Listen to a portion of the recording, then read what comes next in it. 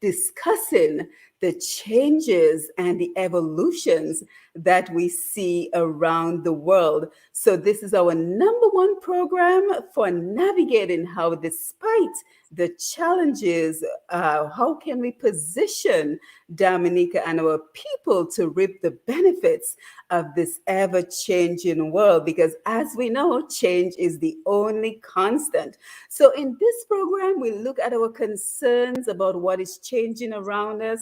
We look at new approaches that we should consider adopting in various aspects of our life. What are the challenges and the opportunities that these changes are bringing? Because we all know that change can be so scary, but we also must keep in mind that there are certain benefits that often come with change. So we are always grateful that our experts at home and abroad stop by to help us to navigate these changes.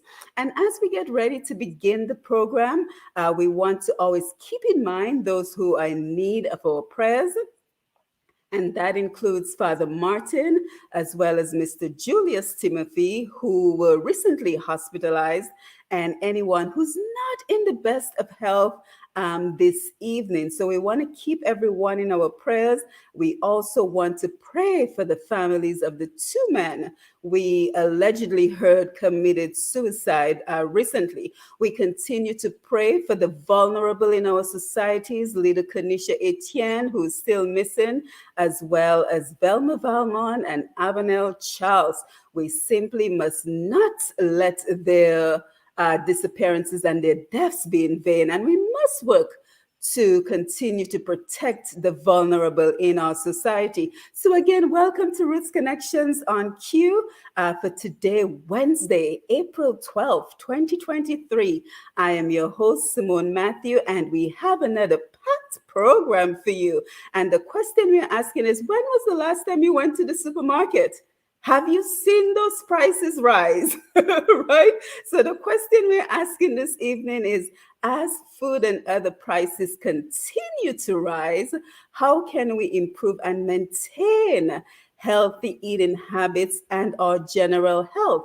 Because the other thing that we see rising are NCDs, non-communicable diseases such as cancer, diabetes, stroke.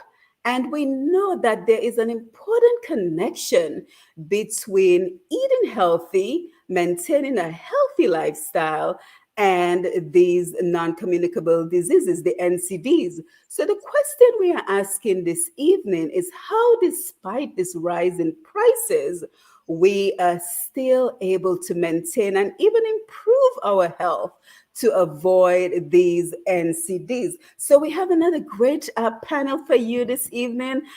People who need no introduction, but we'll still have them say a couple of words as they join us this evening. We have from out of New Jersey, of course, they're all Dominicans, but living in New Jersey, we have Miss Halima Ahmed Thomas, and she is a registered nurse and the founder of Dominica Garden Club.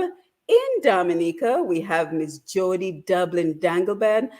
She wears many hats. She's the proprietor of Jodi's Naturals, but she is also the president of the Dominica Herb Association. So this evening, she will be joining us primarily in her role as the president of the Dominica Herb Association. And yet somebody else who needs no introduction. From Florida, we are joined by Mr. Cyril, Indigenous Bushman Browne, a herbalist, health educator, researcher, and the proprietor of Bushman Herbs and Things. So without any further ado, let us have them unmute their mics, greet the audience, and just tell us a little bit about what they do. So Cyril, since you're the only gentleman on the panel this evening, we'll have you go first. Good evening, everyone. I am really stoked to be on Simone's show once again. It's been a while, Simone. Yes, too And long. it's always a pleasure, being part of your panel. It's really exciting, informative, and we got to keep it flowing. Anyway, I'm not going to make this long. I'm from St. Joseph. I was born and raised in St. Joseph out of Dominica, and I live in Florida right now. I live in Florida. I'm an herbalist, as Simone says. Uh, I'm a holistic health educator, and I do a whole lot of research on medicine and herbs and the usage of herbs. Um, I started Bushman Herbs and Things in 2020, and it was kind of weird the way it started.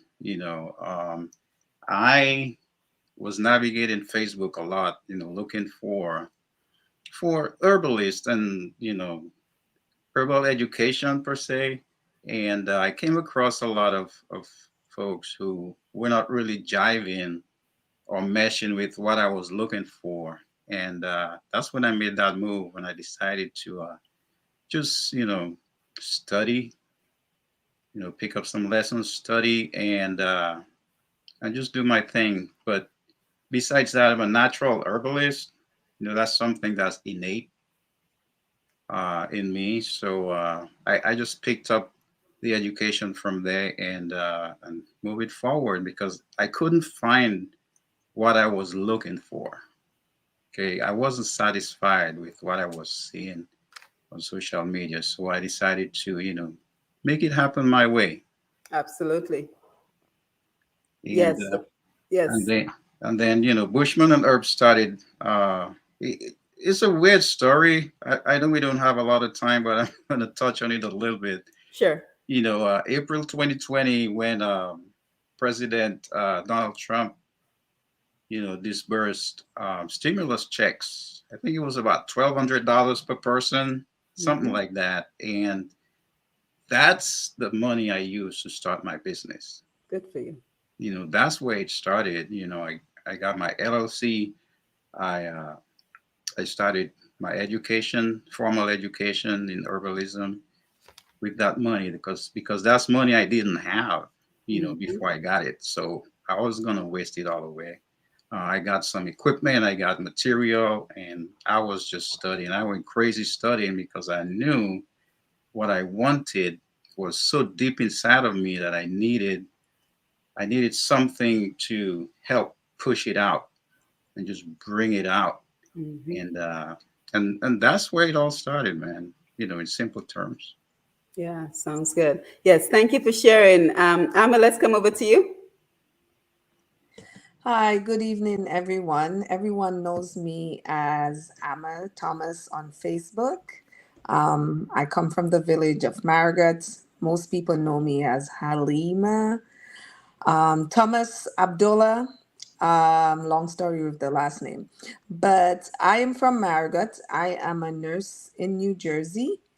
And about 2019, I moved to my house and I made a promise to myself prior to that that as soon as I got a house in the US, I would have a garden. So we started gardening, didn't know what I was doing. I used the basic knowledge I had from um, high school, and then I started researching. A couple people mentored me. I looked at a lot of videos online and I started doing a lot of research as to growing a garden. Somebody introduced me to the concept of regenerative agriculture, which is where my focus is.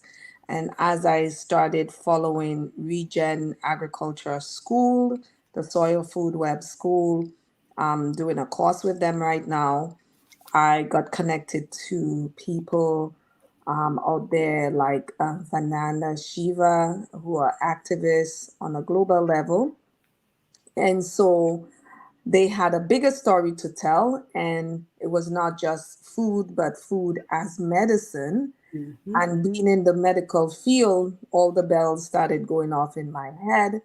We were in the middle of a crisis with COVID, and I started using basic things for my patients, such as like simple orange juice, hot orange juice cocktails.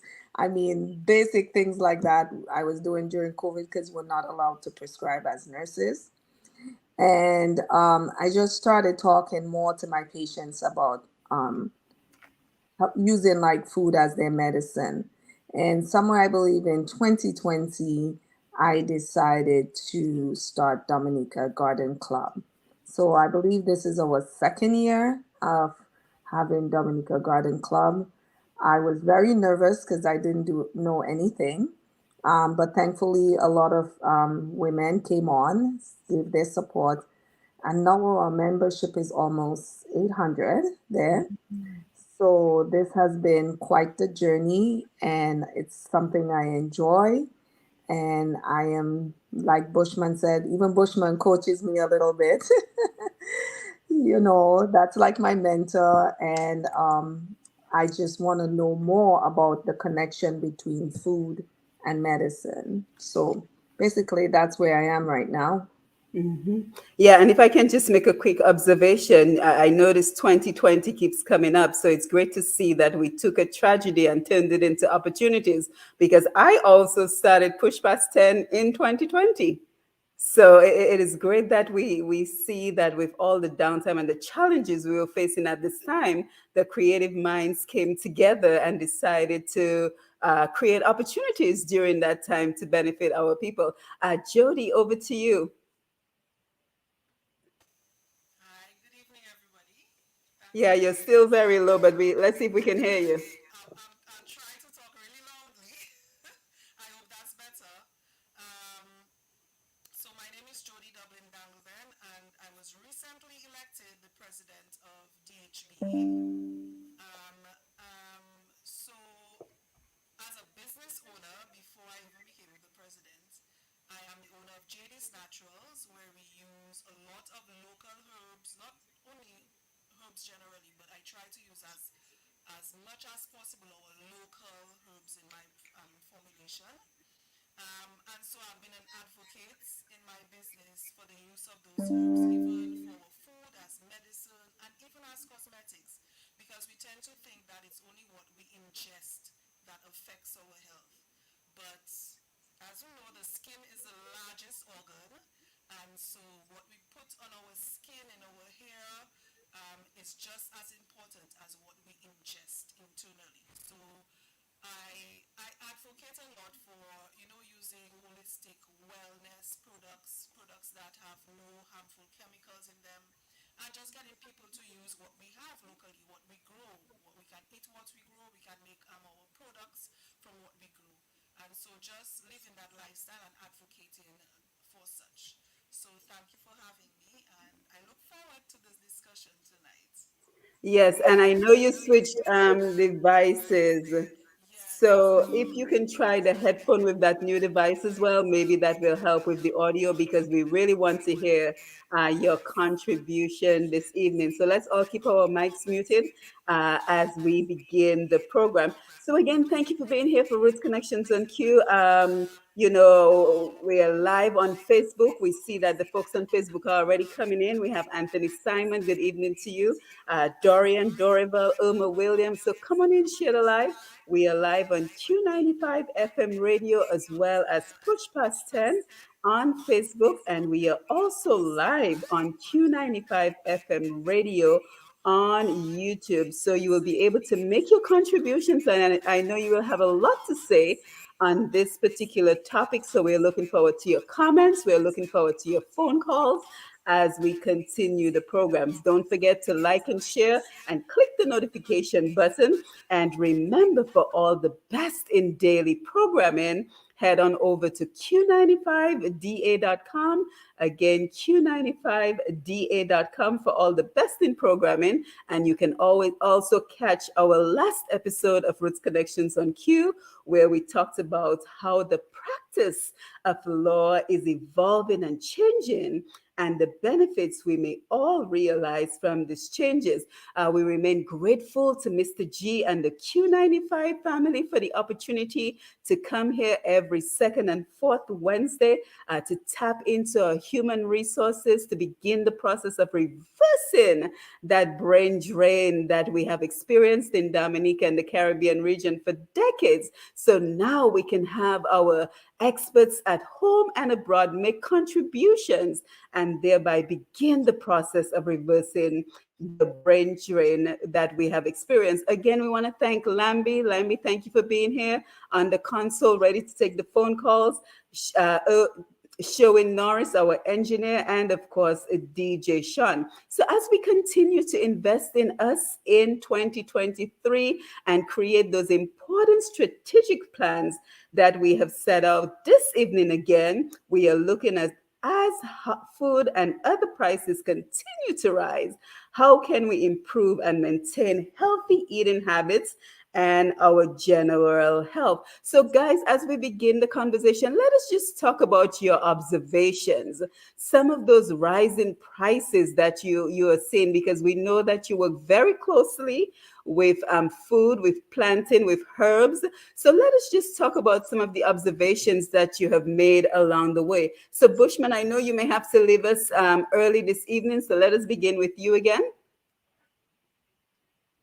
You're muted.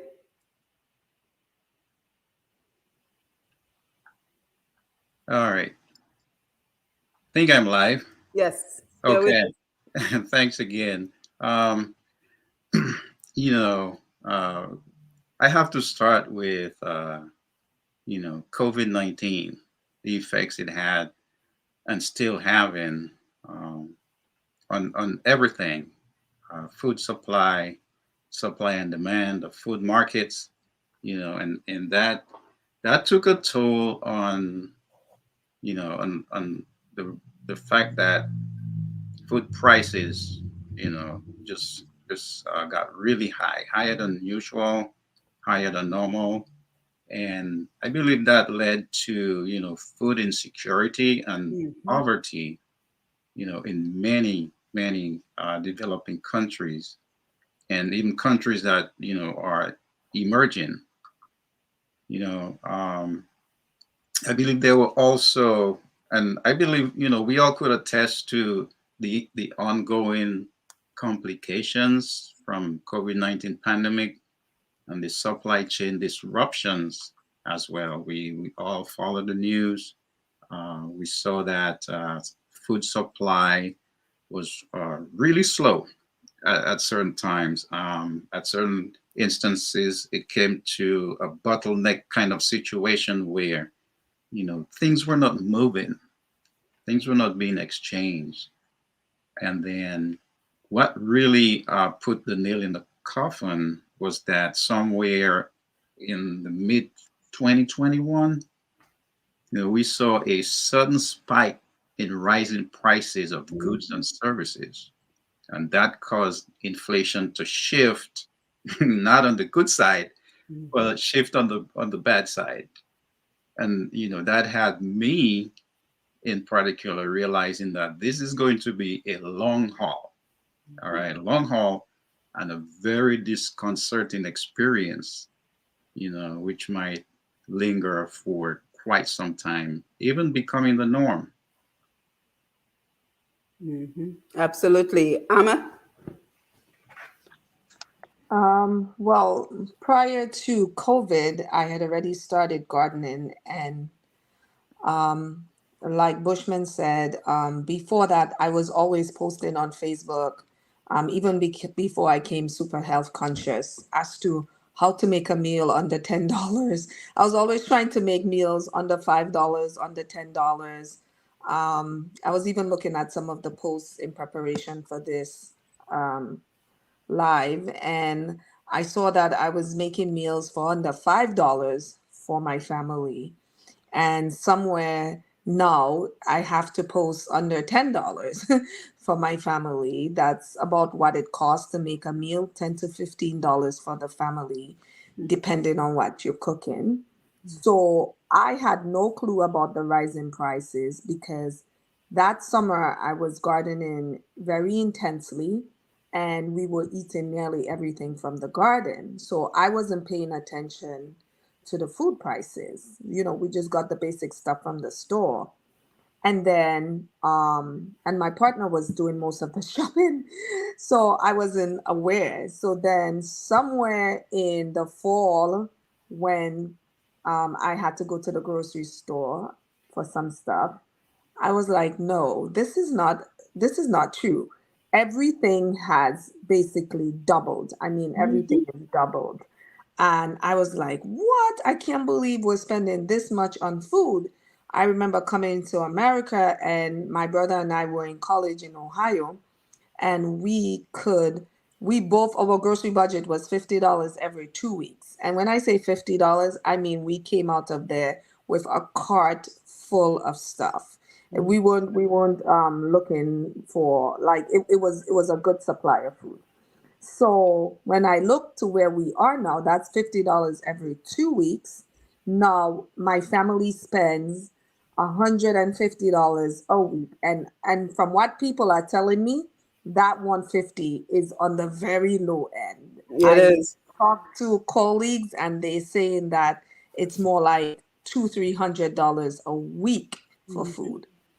So that had me thinking, like, about the shortage. I'm like, how do you survive going forward? Like, what can we do to help ourselves? Especially if you're in a place like Dominica and we have heavy importation of foods. How do we um, sustain our healthy supply of foods, and how do we maintain the lifestyle that we've become used to? And so this is why I'm so excited about this discussion, because I do think I can contribute a little bit, because this is something I have always been experimenting with for the longest while. So I'm very intrigued. Yeah, well, I follow you on Facebook, Amma, so I know you will be able to share far more than just a little bit. So, Jodi, let's keep our fingers crossed that the audio is working. And I want you to tell us about your observations, but I also want you to tell us about the Dominica Herb Association for those of us who are less familiar with Mhm. that association. What is it? What does it do? So, just kind of tell us a little bit more about the association. Sure. You can hear me perfectly now? Excellent. Yay. So the Dominica Herbal Association, Business Association, was formalized in 2006. It came off from a Caribbean Herbal Association conference, and the individual islands were sort of encouraged to form their own island associations. I think and Dominica was maybe one of the only ones who up to this day still have their association running. So we're very proud of that. But one of the main things that we do is to get people who use herbs, who have businesses, especially using our local herbs, to come together to form associations so that we can advocate for one another as a collective. And a key component of the association is our flagship store. So I'm sure you've heard of Zeb Quayle. Mhm. It's a store where we promote different businesses that use our traditional herbs as medicine, in cosmetic products as well.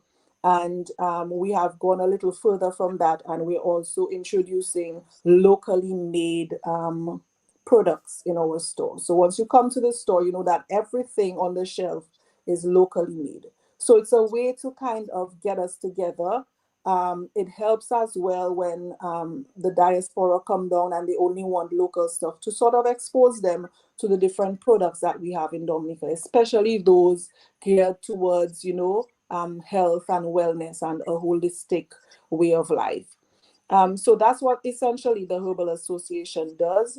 We're also looking to get equipment for those businesses that deal with herbs, so we can have like one space where we can dry our herbs, where we can crush and manufacture and produce our products from these herbs. So we're just advocating for that and helping our businesses to sort of grow in the herbal industry. I think more than ever, herbs have always been a way of life in Dominica, and now we just want to formalize that to get all our herbs, have scientific data on our different herbs here in Dominica, and sort of encapsulate that so that the future generations can know how to use these herbs and how they benefit all the different issues that we may have with our health. Yeah, and I think this is a great place to start the conversation, Jodi and everyone, because in my mind, I'm thinking Dominica is supposed to be the nature island of the Caribbean. Some people say the nature island of the world. So I'm just thinking the Herbal Association is off to a great start with regards to promoting the herb. But why isn't this a major industry? Why isn't the herbs that we're producing in Dominica in abundance? Why hasn't this become a major industry where we are not just selling these products locally, but we're exporting it to the world? Any thoughts on that, anyone? Well, I think I know a couple people who've been trying to open up logistic channels from Dominica to the US. And one of the hurdles that this particular individual have been facing is that there is no like contract or agreement between our government and the United States as to a process by which things can be manufactured under a set standard and be imported into the US from Dominica. So I know that is a limitation. There's certain other limitations and hurdles that they have on our products in Dominica, that there needs to be more aggressive negotiation between, say, Ministry of Agriculture and the U.S. Department of Agriculture on clearing our goods through the customs logistic channel. So I think that's the biggest hurdle for Dominicans. The other one is shipping. You know, there's not enough volume to get into contracts. So like like tropical shipping comes down, they bring in all these barrels with import that that's like really funny. They Mhm. bring in all these barrels with all these canned goods that are not good for the population, and then there's nothing to take back, you know. So it's like one way trade. There's no real export channels for us from Dominica. So that's something that we can look at improving through maybe cooperatives coming together and letting the people know that these are things that they can do for themselves. I think most times what I'm getting from Dominica, the feedback I'm getting is like everybody is dependent on government to do some work for them.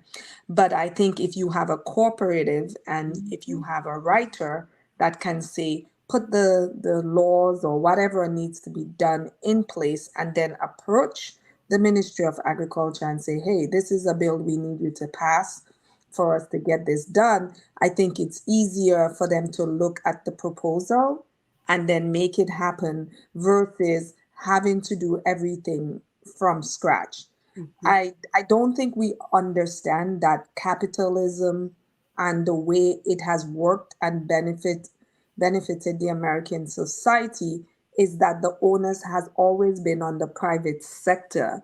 We tend to think that it is the government driving America, but the government does nothing but just facilitate. The government doesn't run Wall Street. The government doesn't run businesses. We pay taxes to government, and they develop infrastructure and facilitate capitalism, but they're not necessarily the drivers of the economy. So Mhm. I think that is where we need a little bit more education, that we can do those things for ourselves. We can come together in co-ops. We can put those proposals together. We can lobby. We need to develop a culture of lobbying instead of complaining. What can we do to help Jodi with Dominica Herb Association? We are the herbalists, can we get them together? How much volume? Like she's saying, where's the scientific data that would enable us to have tangible, like real life hard statistics that could point us in that direction, versus saying, oh, I want to get my product on the US market. Well, you're only making 25 packets of peppermint tea. So, I mean, like, there's not enough volume to have a ship stop in Dominica for that. So I guess that's where the conversation needs to go. Yeah, Volume is and I regulation. completely agree with you. But we will also talk a little bit later about some national policies that need to be in place to facilitate a lot of what we're talking about. And Bushman, I'm going to come to you because I know that you import some of your herbs as well. So I'm just wondering if there's even a potential for a collaboration with the Dominica Herb Association. But Jodi, let me come to you, and let me ask you: is that something that is in consideration? Is the Herbal Association thinking of going national, international, beyond Dominica? Is that something that is being considered? Yes, definitely. So, even starting with the equipment that we got from a grant funding, it allows us now to process in bulk. But yes, volume is an issue. We have had discussions where we decided to come together and everyone would sort of schedule their shipment around the same time, produce around the same time so that we can get our products out. But the shipping costs are ridiculously exorbitant. And sometimes a lot of the businesses cannot foot that bill. So that's where the shipping comes in again. So even if we have the volume, the cost of shipping out of Dominica, uh, it's Yeah. it's just unfathomable. I mean, we are running a business after all. We'd like to share, our herbal knowledge with the world, but in the end, if we don't make a profit, then, So I think we really need to look at that, and maybe that's where, as Emma said, the lobbying comes into place. That's where the association comes into place, where we can talk on behalf of our members as a collective. As well, even the retail shipping. Just 2 weeks ago, through my business, I ship out through DHL, and the shipping costs are so high for retail. So even within our retail businesses, it's only a few businesses that actually have that demand can actually go that route through shipping through FedEx and DHL. So it's something that we have to work on, and we really have to engage the heads that be to sort of find a way to facilitate us through getting um, shipping that is affordable for businesses.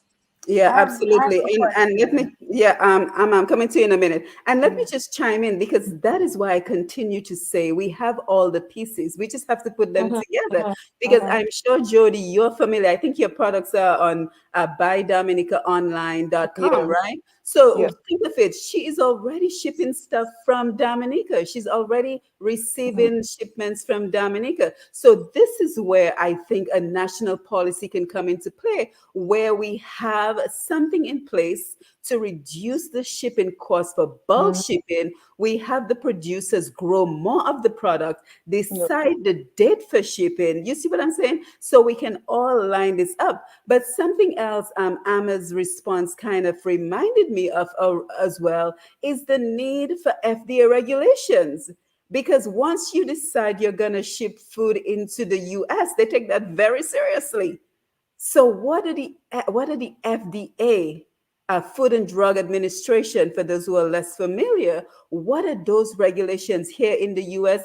And there must be something similar in Canada, maybe in the UK, that we need to look at to ensure that our producers in Dominica can meet those standards. So I think it is all possible if we have a strategic plan. That's why we always talk about strategic action plans on this program, that we have a strategic plan. What needs to be done?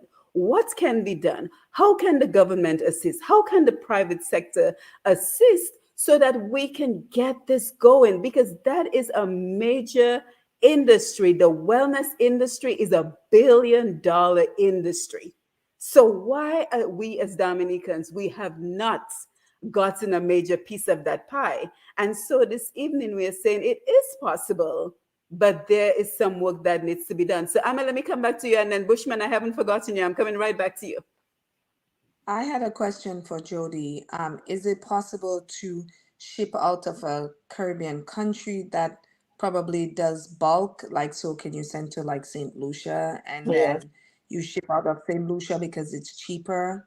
Yeah. So actually, I have considered that, well, individually as for my business, because there's a boat that travels to most of the Caribbean countries.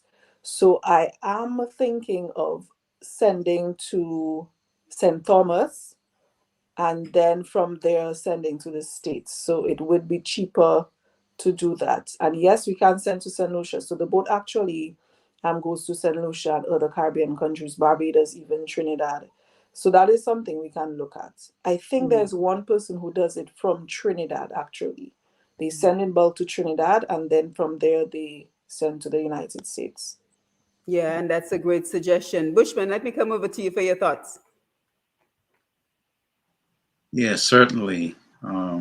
Recently, as recent as last November until this day, I've made 2 trips to Dominica. 2 trips, and just to expound on what Jodi and Emma said, um, they their part of the conversation is more on a macro level, okay, and it's a daunting task.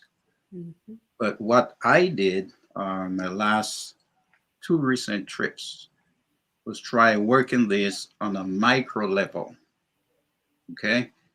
Work with some of the farmers on the ground, farmers that I know, and farmers that I met, while I was down there, trying to get produce herbs, specifically herbs.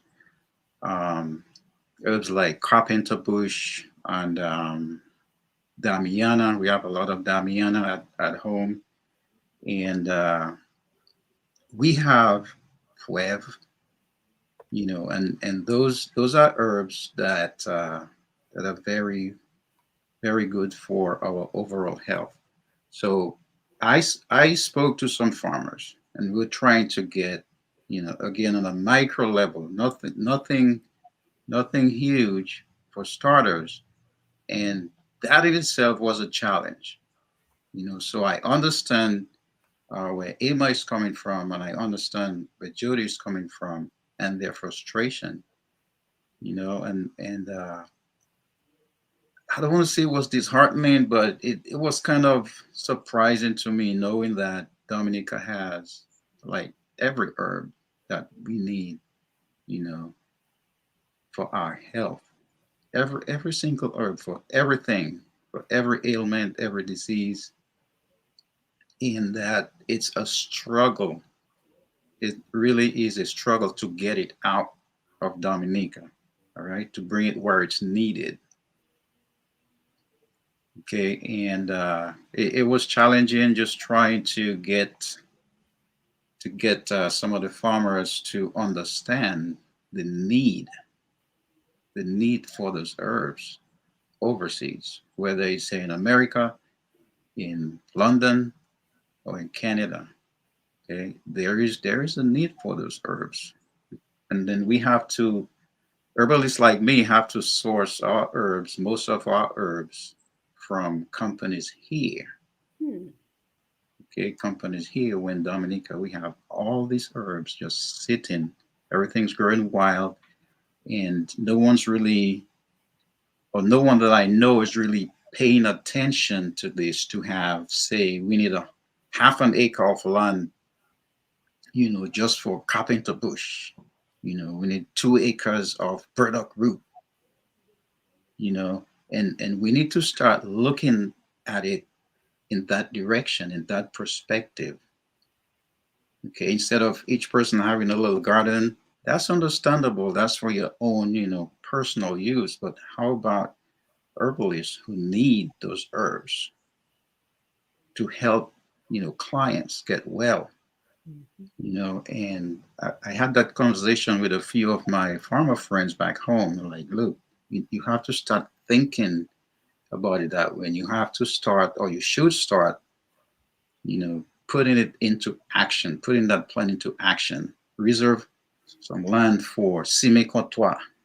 Just, you have a whole plot of land just for Cime Cotois, another plot of land for lemongrass, you Mhm. know, and those herbs, they don't really need a lot of care.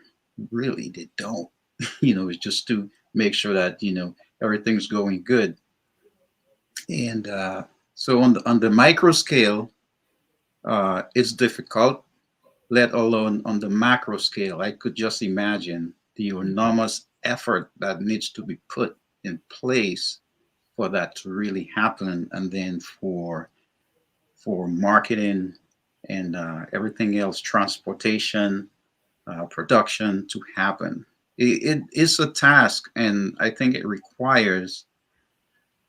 it requires partnership from our people down in Dominica and us here overseas, wherever we are. We have to form coalitions, we have to form partnerships.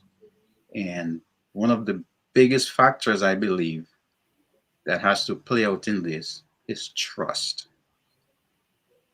Trust. We have to trust each other, and we have to build mutual understanding and cooperation between uh, people in Dominica and the Dominicans who live abroad. We have to really start there. It's a lot of work, guys, because I've been on the ground and I talked to a lot of people. I didn't even have a car in Dominica. I was riding the bus, just talking to people and just getting information. And we need more cooperation. We are united, we're just not together.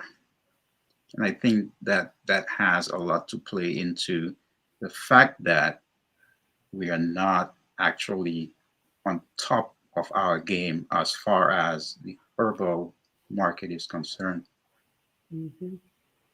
Yes, I completely agree with you that it can seem like a daunting task, but everything begins with a plan. And I think that we're already creating a plan, even from this conversation, because now, thanks to Amma just sharing with Jodi, we know, and I know Jodi already knows this because she's very business savvy. She has her products just about every island and region of the world, right, Jodi? So just knowing the idea that maybe it is not possible to ship from Dominica to the US, Canada, the UK, but bulk shipping to the other islands. And then the other thing that comes to mind is that I think that people will be more interested in agriculture when we show the markets. So if through the Herbal Association, Jodi and her team are able to show these young people, look at the market out there, look at how much you can earn based on what Bushman is telling us. These herbs are less labor intensive because we always hear, oh, young people don't want to do agriculture. It's too backbreaking in the hot sun. But if we're telling them, look at the market, look at how much you will earn. And these are products, these are produce that are not going to require as much effort as maybe growing bananas because we have to diversify. We've been talking about diversifying since I was in high school in the 90s, but we have to diversify. We have to look at maybe other crops that take less effort, produce in abundance.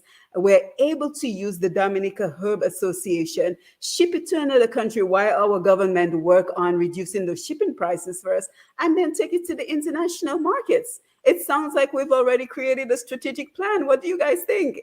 Amma? Jodi? You're so Hi. correct. So you are right. When we look at diversification, we also have to look at taking one thing and looking at the maximum potential for it. In preparing for this live, one of the things I did was look at things that can help us sustain ourselves, even if we were never to export one thing. And it was interesting because the first thing that came up was the coconut tree. And the coconut tree, I believe, is on our coat of arms. So it's very, important to us in terms of our economy and our livelihood. When you look at the coconut tree, you can use the trunk for a canoe. You can use the broom. You can get leaves for weaving. You can use the husk for fire. You can use the shell to make activated charcoal for cleansing. You can use the shell for kitchen utensils. You can use the food inside of the coconut for oils. Jodi does that. Raw food, milk, skin products. You use the water for electrolyte balance and hydration. And this is like one of the purest forms of water, which is like so good for us in terms of our health. We can have healthy desserts, our coconut cheese, confit, patty cocoa, and then the medicinal value of the coconut oil as an antibacterial, antifungal, even for women for like vaginal yeast infection and diaper rash. You can use coconut oil for that, and for athlete's foot and ringworm. So when I researched all of that, I was like, whoa, just the coconut tree does that for us. So the potential to be self sustainable, this tree alone has such vast medicinal value and benefit, and it's readily available to us at almost zero cost. It is worth our while to look at how do we harvest and make use of it. Absolutely. I was going to go back to Jodi for her thoughts, but I think she is. Hey, Jodi, you're here? Yes, you wanted to say something? Let's see if we have Jodi. Jodi, you're back? You're muted. Yes. Yes, I think you were going to make a comment. No, no, no. It just cut off, so I just put it back on. Okay, no Sorry worries. about that. Yeah. Yes, so for anyone who joined us late, we're making two observations this evening. We're looking at how food prices are continuing, and everything else are continuing to rise. The prices are continuing to rise. But the other thing that we're seeing rising as well. I keep twisting my words, rising as well. NCDs. So we're talking about cancer. We're talking about diabetes. We're talking about stroke. So I'm happy that we have Amma with us this evening. She's a registered nurse. So can you just tell us a little bit more about these NCDs that we keep hearing on the rise, and the connection between what we consume and these NCDs? Do you have time for your life? We have I will some. just focus on two that are my biggest pet peeve: cancer and diabetes. Bushman and I talk a lot about this together through our phone calls. This cancer thing, it drives me crazy. I think in Marigot we just had two very young ladies dying of cancer, and it broke my heart. I even put out something live that said, if anyone is dealing with cancer, please call me. I am willing to help and coach you for like no money. It probably even help you with some products, and Bushman can join with his part of how his herbs come in. But in the hospitals that I am working in, this is not just a Dominica issue. This is a worldwide issue. I belong to a cancer group for Kenya, and I'm telling you, the statistics in Kenya are mind blowing. On my unit in the hospital, we have so many hospice cases coming in, patients at end of life that are coming in just to die. And I'm not talking about granny in her 80s and 90s or even 70s. I am talking about people that are my age. There's no racial discrimination with cancer. Everybody is being affected by it. And again, going back to the cause of cancer, we're looking at our food sources. So, for example, I did a live where I talked about I went home, I was purchasing a piece of land. I met the people in December of the prior year. I asked them to make sure that no matter what happened, do not put any glyphosate gramazone on the land. After I purchased the land and I went there, some young men that were planting on the land had sprayed like almost one third of an acre with glyphosate. And I just hit the roof because I have been telling people one of the biggest causes of cancer in Dominica comes from soil contamination. The chemicals that we're using in the soil, the herbicides, the pesticides, the fungicides, we don't need this. Our soil has all the nutrients that we need. If you did a soil test, you would see that our soil has such heavy nutritional component. What you need in farming when you farm, if you follow regenerative agriculture practices, you need healthy fungi and bacteria. So if you see your plants with molds, if you see things not going the way you want them, it is because the soil doesn't have that balance in the microbiome. So that's where cancer is coming from. And that's just a couple of the places. And this thing destroys what we call our mitochondria. Another thing that I've been looking at recently is magnesium deficiency. Worldwide, we're dealing with an issue of magnesium deficiency. That is the major trigger for mitochondrial dysfunction, which is the cell that makes our energy, the cell that processes the glucose is the mitochondria. And when this thing becomes dysfunctional, this is the origin of cancer. And there's this big debate going on in the world.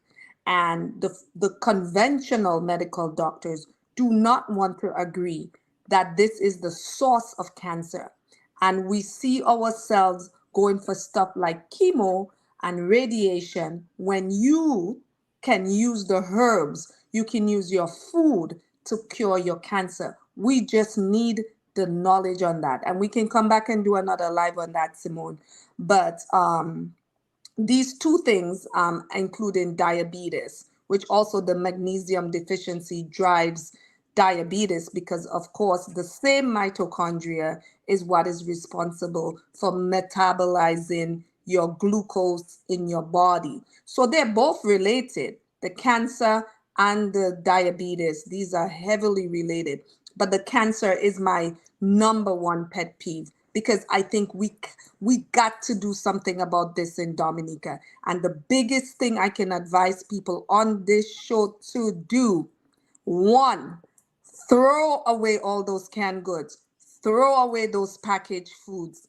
Go down by, I think it's Mr. George, there's a seed store there in Roseau. Get some seeds and start planting your own food.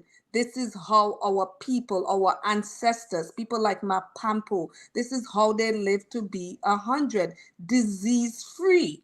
We have all that it takes in Dominica to be healthy, and we're seeing ourselves with non-communicable diseases that we can cure. We literally can cure these things with food. And I know Jodi's a chemist there, and Bushman can come in to supplement on the information that I didn't discuss.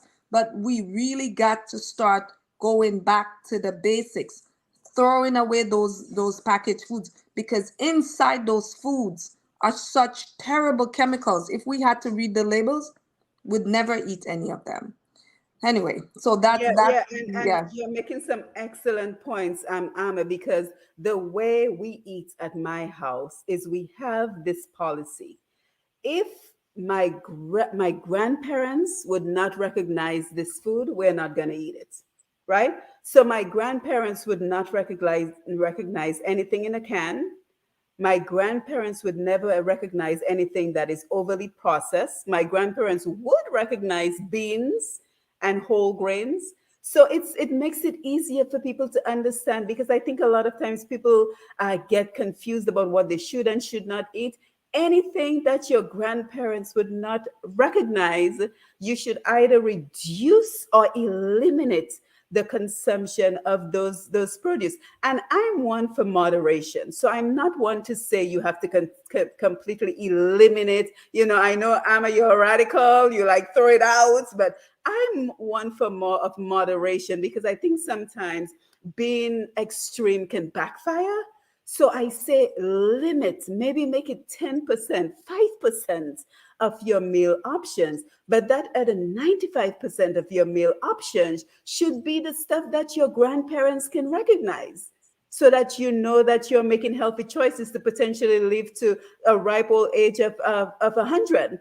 But Bushman, I want to come to you for your observations. And then Jodi, I want to come to you because I want us to talk about a very important point you raised before, about it is not just the food, but the products we use in our hair, the products we use on our skin. And I also want us to not forget that when we talk about what we consume, we're also talking about the drinks, the alcoholic drinks, the smoking. So how does that all tie in to what we're eating? Because I think we would all agree that when we're stressed, we're likely to make poor food choices, right? So now we have the increasing rates of healthy prices on healthy food. We have stress, which is causing us to eat poorly. And now we have the connection between eating poorly, consuming the wrong stuff, putting the wrong products in our hair and our skin. And now we're seeing the rise in these NCDs because there is a linkage between what we consume, what we put on our skin and in our hair. There was a recent case that just found that the relaxers we were all using back in the 80s, the 90s, there's a connection between those relaxers and cancer. So the evidence is there that what we consume, what we put on our skin, what we put in our hair, there is a connection to this rising NCD. So how do we navigate all of this to ensure that we're still living a healthy lifestyle? But Bushman, I want to come to you as well in terms of, eating healthy, and what are your recommendations? Certainly. I mean, I think first, in my studies and in my research, education, I believe first we need awareness. And, it's out there. Information is out there, but I still believe a lot of people don't understand the severity of eating those foods and the danger that they put their bodies through, and their cells and their organs. I think people don't understand that. So we need awareness, and then that should be followed by education. Once that they are made aware, right, then we educate them. And that's why I really, really love having consultations with my clients. I like I like to speak to people. I like to talk with people and help them understand what they're getting into, where they are, and where they need to be. Okay, so eating, folks, this is serious. All right, I'm not joking. I wasn't always this healthy spring chicken dude you see right before you. Okay, I was not always a healthy person, but I had to work my way up after being aware of what was happening to me. Then I educated myself. All right, and then I put that into action. So now I'm here. So eating healthy should be a lifestyle. It should be a lifestyle. It should not be something that you treat like you treat your shoes or you treat your clothes. Okay, you use it and you throw it away and then you get another one. Okay, and some people really treat their possessions better than they treat their bodies. And one thing I always teach is that you get one body. You get one body to work with. Treat that body right. You have one responsibility under your belt is to take care of that body that you possess. That's your home, that's your house, that's your domain. You take care of it. Your maker put you in charge of that body. Your body is not my responsibility. I can help you get that body right, but it's your responsibility. All right, we get one. Each person get one body. After that, that's it. You don't get a second one. Okay. So your very existence depends on consuming nutritious foods constantly. That way, the body could be nourished and to provide cells and the brain with enough oxygen. You need oxygen. Your brain has to have oxygen, and your brain has to have glucose from foods to have your brain going. Okay.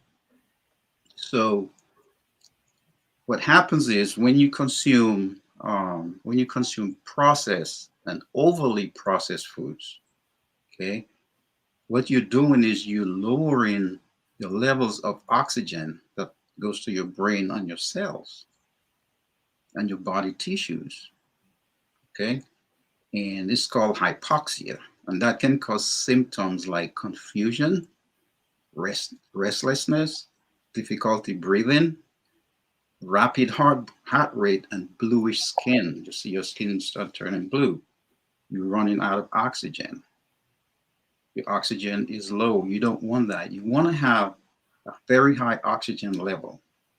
Okay. And some chronic diseases like heart problems and lung conditions can really put you at risk for hypoxia.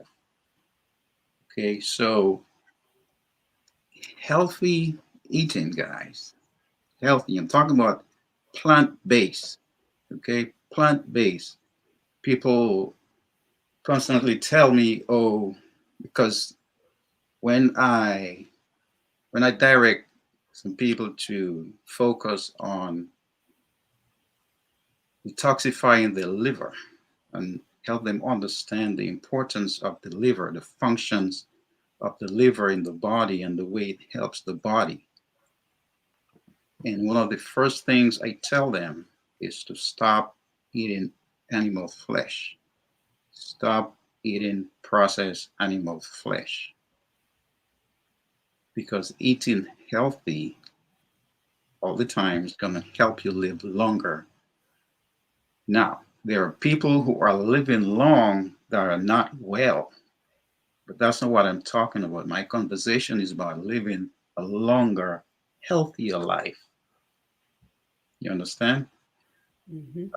Eating healthy keeps your skin looking good, your teeth looking good, your eyes healthy. It supports your muscles, it boosts your immunity, it strengthens your bones, and you need those. You need muscles, you need strong muscles, you need strong bones. It lowers your risk of heart disease and cancer. And as Emma was saying, cancer, guys, it's not that difficult to. I'm in a meeting. It's not that difficult to correct once you catch it early enough. Okay, you catch it early enough, it's not that difficult. But people panic. They hear the word cancer, and they go crazy and stuff, right? Uh, so we need awareness first of all, and then to educate people.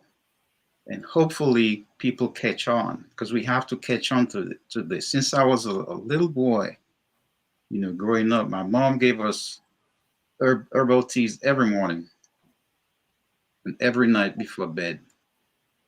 And you know what she would do? She would give us soursop tea every night. And we never knew why until we grew up that she was giving us the soursop bush tea in the night so we could get a better night's sleep. And if you guys follow me, you know that I'm huge on four things, four basic principles: restorative sleep, managing stress, good nutrition, and exercise. Mm-hmm. If you could manage those four things, I will keep saying that for as long as I can talk to you. I will keep telling you these four things. If you are able to manage them, you can live a really long, healthy life. Mm-hmm. Yeah, absolutely. Thank you, Bushman. Jodi, let me come to you because I think it was so important. And we are going to take your calls. The time is speeding along as always, but we're going to take your calls in just a little bit. And I will also be taking the Facebook comments. But Jodi, let me come to you. The importance of the skin care, the hair care Yeah. products that we are applying to our bodies. Yes. So every time we think of healthy eating, we totally forget about what we put on our skin, what we use to cream ourselves. And us Black people will love to lather down ourselves with cream. We have to make sure those elbows and talons not white. Blame our mothers. So, when we think of health, we tend to just focus on what we ingest. But we have to remember our skin as well is a living, breathing organ. It's tissues and blood vessels all wrapped up under there. And whatever we put on our skin can get into our bloodstream really easily, sometimes even faster than when we ingest food. So it's really important that we look at what we use for our, everybody wants to look nice and pretty, especially as women, who use makeup, who use creams. And sometimes we might read the labels of what we eat and we might totally forget to watch the ingredient list of our creams and so on.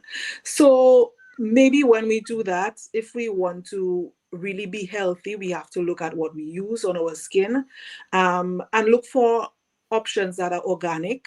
So they would be labeled, obviously, on the bottles. Look for organic cosmetics. Look for cruelty-free. So these key terms: green, eco-beauty, natural. You might see cruelty-free when they don't test on animals, or you might see eco-cert ingredients where all the ingredients in the product are eco-certified, meaning that they're organic and natural.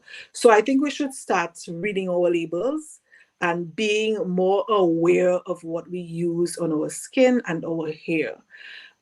So there are a few common toxic ingredients that we can look for. So when we think about harmful ingredients in cosmetic products, in hair care, sulfates is one of the main ones that have been linked to cancer. They are common carcinogens. And sulfates are usually what we call surfactants. So anything that lathers, if we have a face wash, if we have shampoo, anything that lathers, the first ingredient would be aqua, water, and the second one would be some sort of sulfate all the time. So we have to look for, maybe familiarize ourselves with the different names, scientific names of those ingredients, and know what to look out for. So like sodium lauryl sulfate, even in toothpaste, you find that in toothpaste as well, shampoos, some creams. You might also see parabens. So parabens have been linked to cancer. They're carcinogens as well. And a lot of research in women with breast cancer, when they actually did biopsies on the breast tissue, found parabens in there. So it's very important what we use and how what we put on our skin can eventually lead to even cancer and some other illnesses. And so we just have to be very aware. Another one that we should look for are fragrances. So you will see all the scientific names of all the different ingredients, but then you'll just see fragrance.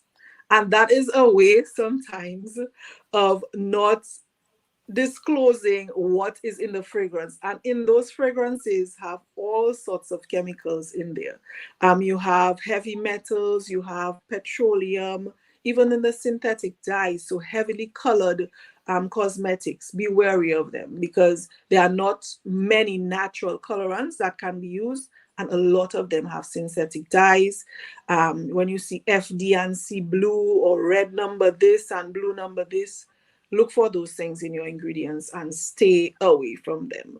And so you can get alternatives like JD's Naturals, of course, where we tend to use a lot of organic, natural herbs, even our key ingredients like emulsifiers and those things.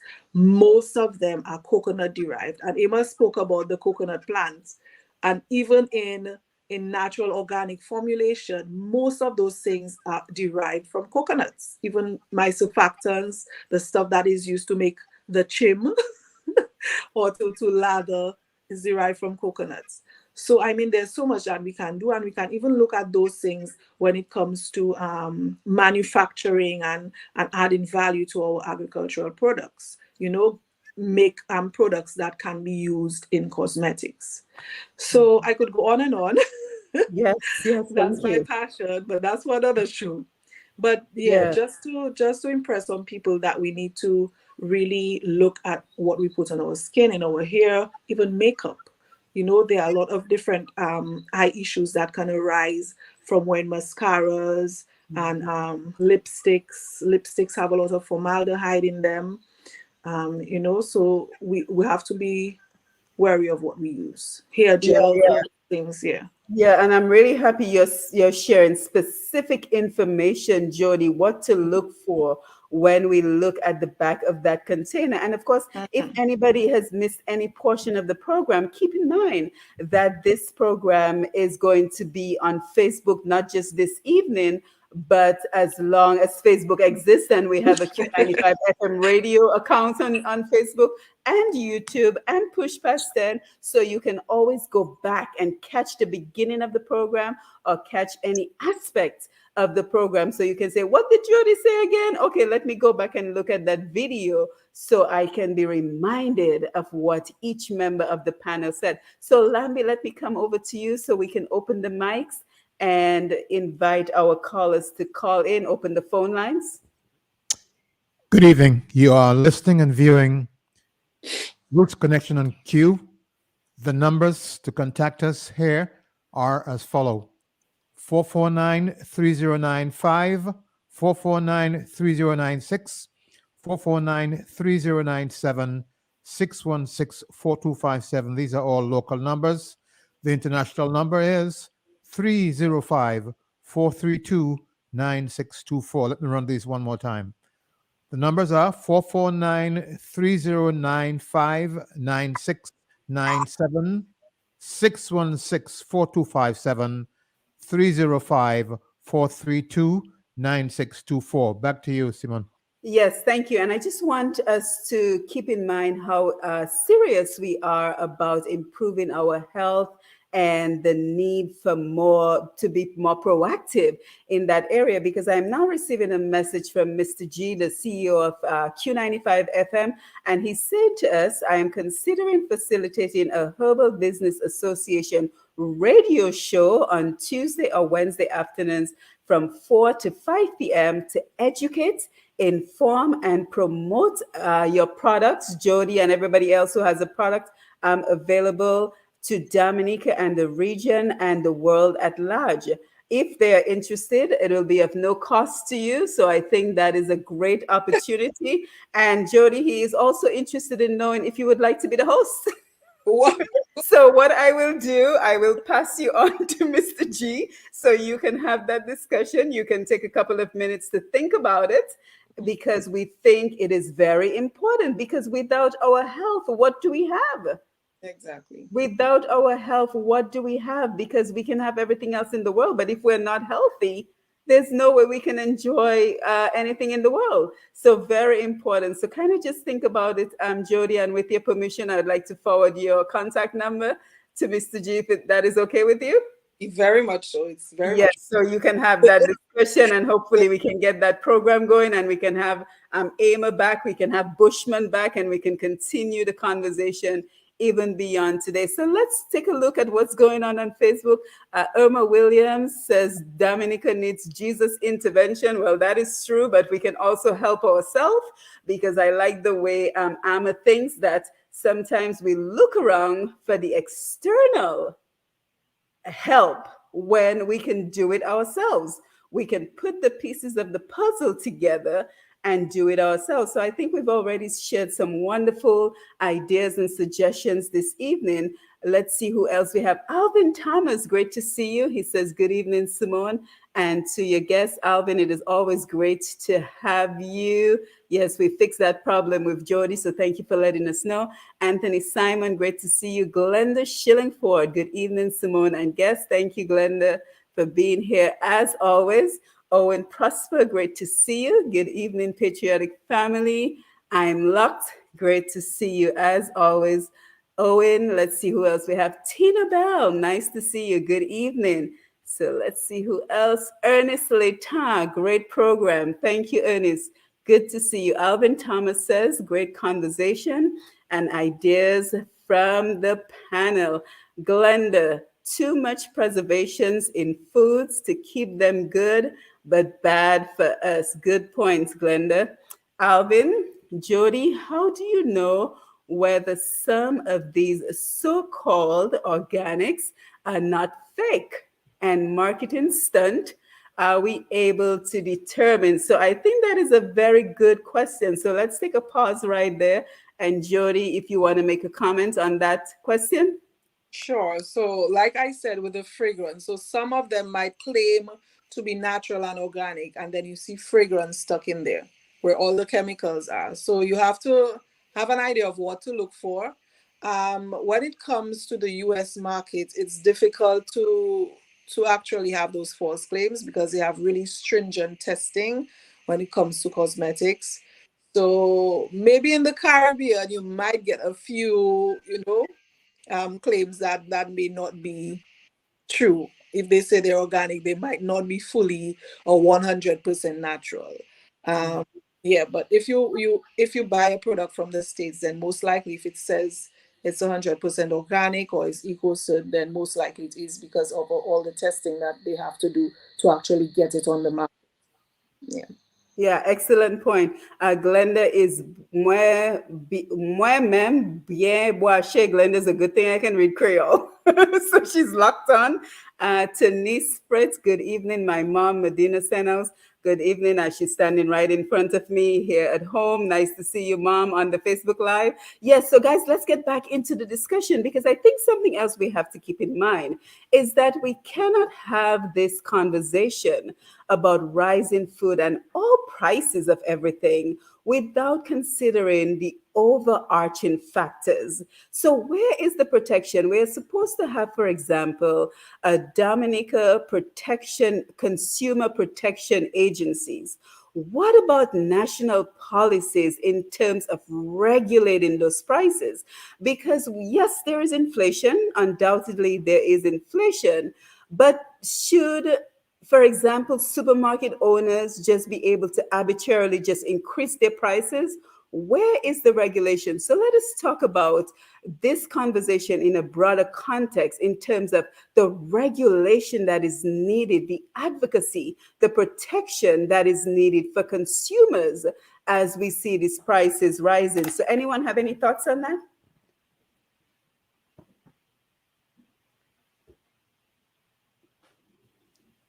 Ama? So I was in Dominica in December and I bought tomatoes because I needed tomatoes and they were $8 a pound. Now, mark you, even in the US, if you were to convert the $8 back into US dollars, I do not pay that amount for a pound of tomatoes. And I am not saying that I am ungrateful for the farmers or the hard work that they put in, but you are right. Like $8 for a pound of tomato is like it's over the top. So I got the tomatoes home, and this is how I believe if the government and if there's no policies, if we have to deal with what we have, which to me is the most practical way right now because we do not see it happening. There are no policies and bills and legislation that needs to be passed in parliament. It's not happening. So let's deal with what we have and what we can control. So a farmer is selling me a pound of tomatoes for $8 a pound. I buy it because I need it at the time. I take home my tomatoes, and every single tomato, I counted them, has 100 and more seeds in it. And so I took one tomato and I filtered it out and I left it for my mom. And I said, you know what? I'm just going to plant these. I planted the tomatoes, I think it was Boxing Day. I left Dominica on January 7th or 8th, and tomato seedlings were in full blown effect. And my mom and I were talking, and she kept saying, oh, your tomato trees are growing so much, I don't know what to do with them. And I wasn't paying attention until she sent me a picture that showed they were up to the fence. And I was amazed at the miracle of one tomato.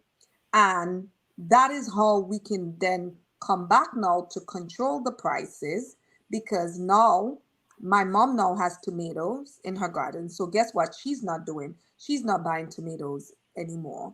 And her surplus, she can now take to the market and sell for maybe $4 a pound if she wants to have a social economic impact and say, hey, this is outrageous. Tomato shouldn't be that much.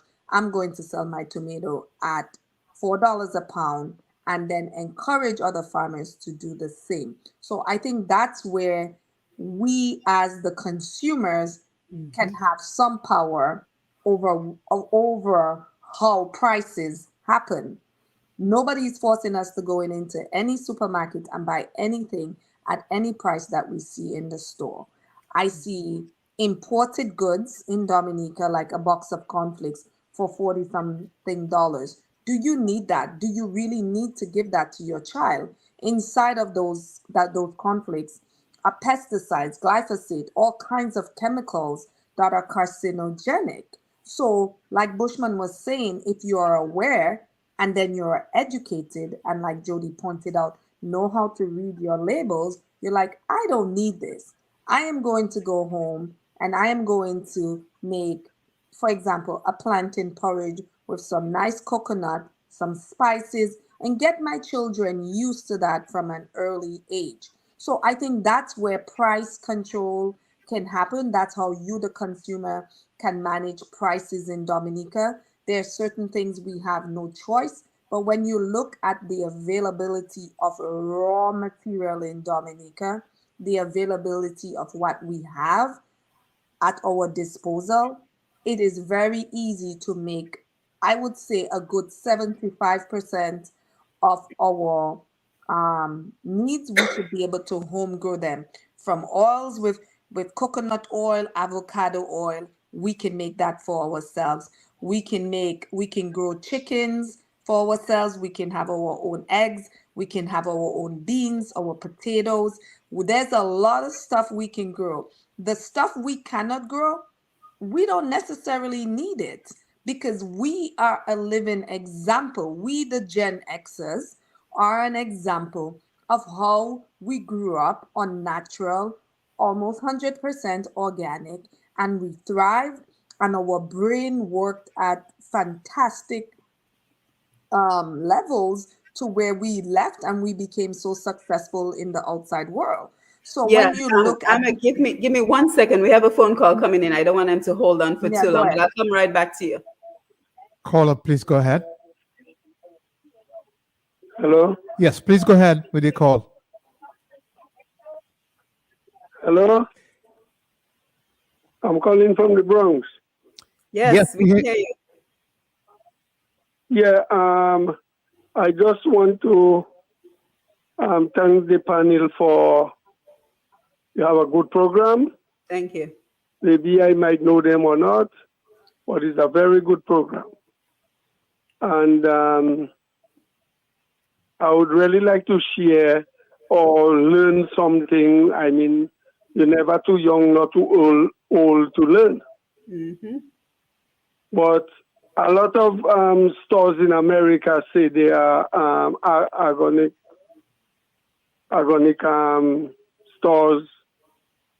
But I believe in the Caribbean, that's where you can get organic stuff. Yep. You know, because you get the organic egg, you get the spice, you get the nutmeg, you know, you get the chocolate, the cocoa, how you call it. Well, I'm a Dominican, so I'm a Dominic. Say, boy. You know? But what I'm trying to say, I don't think that America have any organic like the Caribbean. I don't think so. And I will never think so.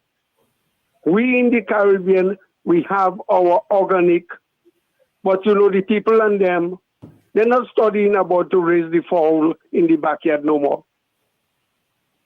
They prefer to go to the restaurant, to the supermarket and buy a box of egg, 2 boxes of egg. You know? And that is all those things that killing us slowly. Because those eggs, they give those eggs were incubated eggs. incubated. Yep. Those local backyard fowl we had there. You know how long we have those fowls? Me and you and all on the panel born and meet those fowls there. Amen. And we prefer to go and buy a whole fowl in the supermarket than we kill one of those local fowl in our backyard. Yes. Excellent point, Carl. And one more thing I have to say.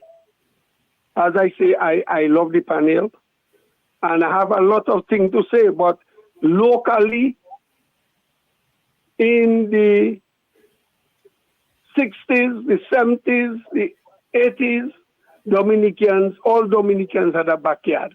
Me and all. Down Sansovia, I'm from Sansovia down there. And we had our backyard and everything going on.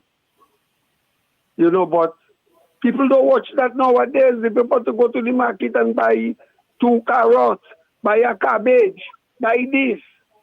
You can do your own backyard garden, which will be much healthier to you than going to the supermarket and buying a pack of carrots. That carrot there in a plastic, you don't even know how long it's in the plastic. You don't know how far it come from. You know? You have a tomato there, right there. You know? Natural. Yes. You know, we think going to the supermarket is natural.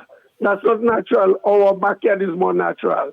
Anyway, thanks for hearing my voice, and bless the panel, and good night. Yes, good night. Yes. From a distance, from the Bronx. Yes, thank you for calling, and thank you for your excellent contribution. Some really good points that you're making this evening. And Amma, I want to come back to you for the rest of your thoughts. But we also have to look at the fact that all these apartment buildings are coming up. So where are Dominicans supposed to do this backyard gardening and raise the fowls and get the eggs from the fowls? Because as we can see, a lot of people are now living in apartment buildings. So any thoughts on that? So going back to the legislation, I just wanted to wrap that up. Yes. I feel that we have the power within ourselves to change that narrative. Going to the apartment building situation, it's so funny that you brought that up, because I was doing some research in the last 2 weeks, and I forgot the exact scientists that did the research, but what they did when they designed the inner cities of America, they had experiments where they put rats in layers, in levels, in multi-level buildings, and there were several social conditioning variables that went into those experiments, and the experiments yielded a certain results in terms of people and their behavior psychologically, and their belief system in terms of health, and their level of empowerment in terms of what they could and could not do for themselves. So what they saw in the rats is that even when you took them out of there and you gave them open space in which they could now function, they still wanted to go back into those cave-like buildings that were layered, and they showed in the experiment how they had them set up. And it's very, very daunting that we are introducing a system like that in Dominica, and there's no need for it. I'm not against housing, but I do say that if you're going to build housing for people, everybody needs to have their own little individual plot. Look, I grew up, Marigot had one housing scheme. My mom had a house in it. Behind it, we have a thriving backyard. I moved from Marigot. I went to Roseau. I lived in RBC housing scheme at the river on the lower half. That's where I spent another 2 to 3 years in town. my aunt had a backyard, and we had things, we had mangoes, we had certain things growing in our backyard. So I feel like it's very terrible that we are going down that lane because it puts us further and further away from the land. But as with everything, I always like to say these things should not be what drives us. We have to take the responsibility for ourselves, regardless of the situation that we've been put in. If you don't have housing and the government gives you an apartment, take the apartment. But also don't lose contact with where your family land is. You have a Mhm. piece of, you live in town, you're from the countryside. I know a lot of people in Marigot that live in Roseau, and on the weekend, as on Friday night, you cannot get space on a bus to go up country because everybody returns to their village of origin because Saturday morning, bright and early, is in the bush we used to go. Mhm. In the bush, we would go to the family land for our produce. Yes, excellent point. I think we had a call coming in. Is that still with us, Lambi? Yeah, let's try. Call, are you still there? Yes, good evening. Good Good evening, young evening. one. Good evening. Right, this, yes, particularly, good night. Don't get jealous. There's a reason why I'm shouting out separately. I've been listening to the program, and earlier on, Ms. Thomas made some very critical things that I don't hear it being expanded. One is the question of trading, and two is the question of the quality and quantity that we can provide. Mhm. In the case of trading, we notice that on the ascension of the Dominica Labour Party to power in Dominica, then their focus has been on aid rather than on trade. So they have not developed any trade agreements in particular with any serious country. In fact, the little trades we used to do with Antigua and these, we've lost them to since. We don't understand that the government aid because it is less accountability. If you have trade, the average person getting involved in the food, eat and eat what they produce. I remember prior to office, we used to export peppers, we used to export passion fruit, apart, and lots of root crops, because there were trade agreements for you to get from the United States. They trade standard measures. You would need to go to Jamaica and find out. Yeah, Lambi, I think he's cutting off and cutting in. He might have to call back. Yeah. Yeah, so caller, please call back if you can. But let me go over to Bushman and Jodi for any thoughts you would like to share at this point. Jodi? Yeah, I just want to add that we've been doing a lot, and I think there are actually individual businesses here on island that have the model and that we maybe just need to capitalize on and see how we can get the other businesses on board. So we have a lot of educating to do, and just making people aware of what they need to do businesses to get their products out there, because it feels like we're sort of in a bubble and the rest of the world is out there in a glass bubble. We can see what's going on. We know that we can help them, but like our hands are tied. So I think we have a lot of work, a lot of groundwork to do. Even when Emma talked about, I think it was Emma or Bushman talked about having acreages of land for herbs. And they're so the processes are not very intensive. I mean, you have the sun that dries our herbs for us, so it's just to grow them, pick them, and let the sun do the work, and then package. So, and it's such a billion-dollar industry that we're not even aware of, you know. So I think this is where education comes in, and letting our young people know that there are businesses besides doing accounting or engineering. There's the whole herbal industry, the whole cosmetic industry, that they can tap into, and so education is very important. And sometimes I put time aside to actually go into the schools to talk to them about eating healthily, using healthy wellness products, growing their little food, because I have friends with children who would have their little garden, their little thyme and their little parsley, and even learning about how to use the top of the carrots to plant back, and the broccoli and the Chinese cabbage to plant back. So all these things we need to educate our people about. And I think it starts in the schools. So I'm very, very happy when I hear that we have a very good 4-H program. So the 4-H program is actually where the kids get to learn about planting, about plants, how to grow them.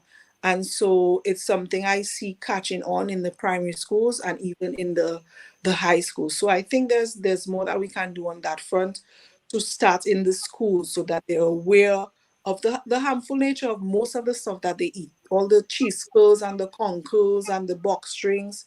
Some schools have actually started getting rid of the sodas. So you cannot bring sodas onto the school compound. Excellent. You can only use local juices, and they've even gone further to have juices that are not sweetened so much. So minimum sugar and water. That's all that. So I think all the schools should follow that model.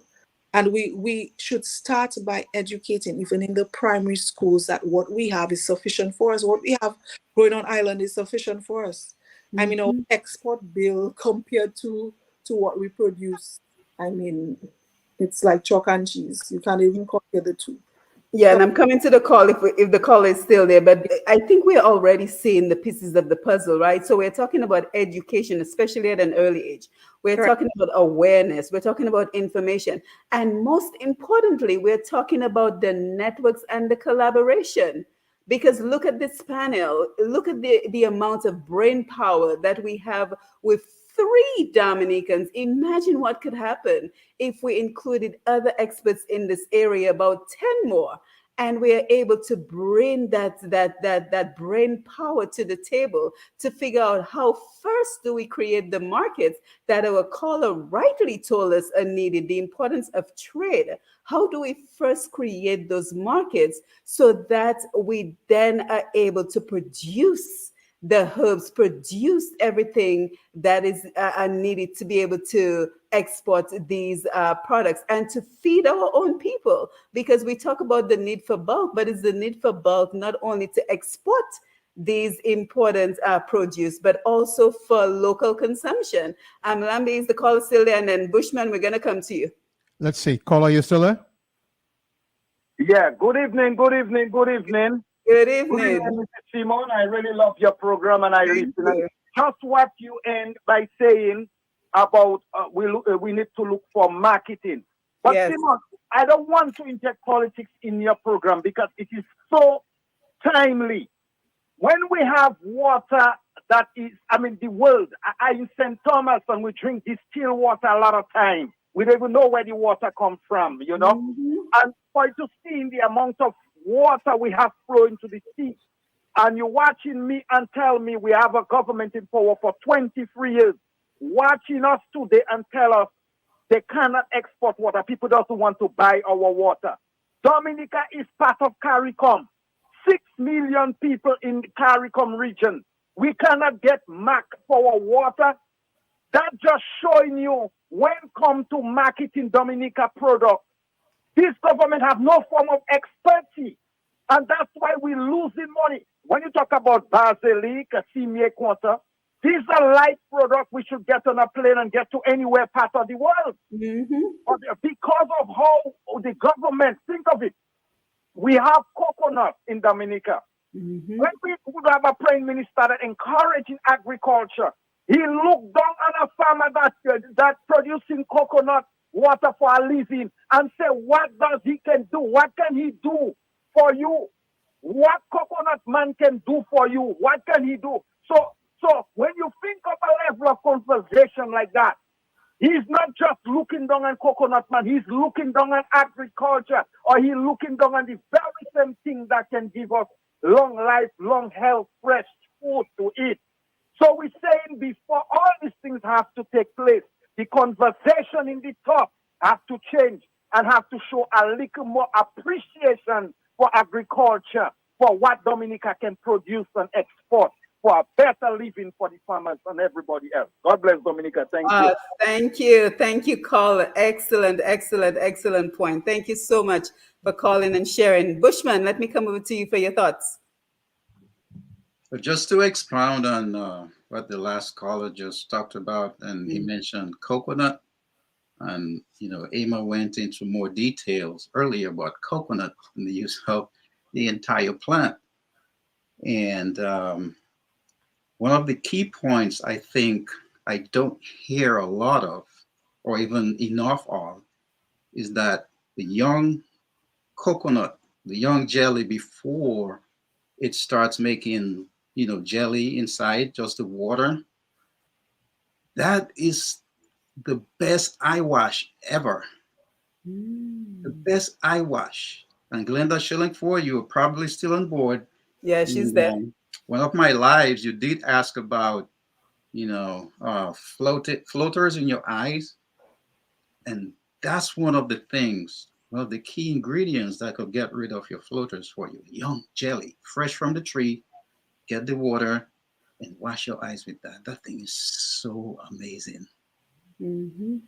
But and to touch on some of the other points previous callers made, I do really want to touch on a point. I believe it was from the first caller. He said that America does not, or he does not believe America has organic foods. That is not 100% correct. You have to remember something. America imports a lot of food. A lot of food. America imports most of its foods. And the thing is that America does import organic foods. The availability of the organic foods to the general population may be an issue, but America does have organic foods. All right. So we have to make this clear. It's not 100% correct to say that there is no organic food here. Okay. Now, on the other point of everybody should have a backyard garden. Yeah, but realistically, we know that is not going to happen. It should be, but it's not. Everyone doesn't have the skill set of growing foods. Somebody has to be the farmer. Somebody has to be the plumber. Somebody has to be the mechanic. Someone has to make clothes. See where this is going? So everyone cannot plant. Okay? Everyone doesn't know how to do it. And so the question becomes, we have farmers and we have other skilled men and women, right? So the farmers provide the foods. The farmer could go to the market, or the mechanic or the carpenter or the mason could come to the farmer's home or the garden and purchase the food or exchange services.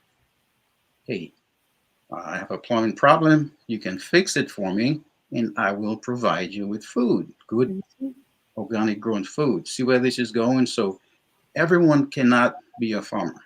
We need to get that clear. Some of us have to do other things, and some of us have to be farmers. So we have to support each other. Farmers have to support the mechanics, have to support the carpenters, the architects, the lawyers, the person who has to stay behind the cash register and ring up that local egg and ring up that local carrot and that local cabbage and that local celery and that basilic and that semicotuan and the neem and the kako and everything else, the toloma. Somebody has to be behind the cash register to ring that up. Okay? And so it is. That's just a big circle, life circle.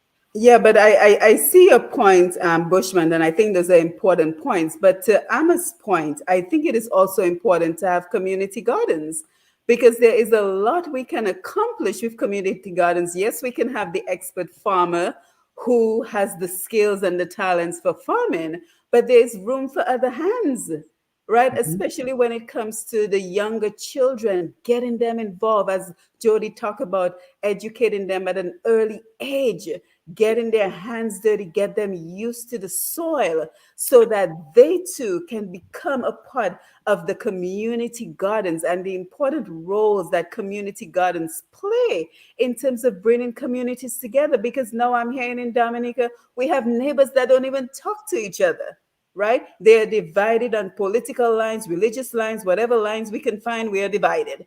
So the role of the community garden, yes, Bushman, having that skilled farmer, but also having that skilled farmer teaching the importance of that community garden or even an urban garden where it's not in the countryside, like Amma said, but it is in town. Somewhere in town, somebody has a big enough yard. You create an urban garden, and there's so many life lessons that our young children can learn from being a part of an urban garden, a community garden, and just learning those skills on how do I.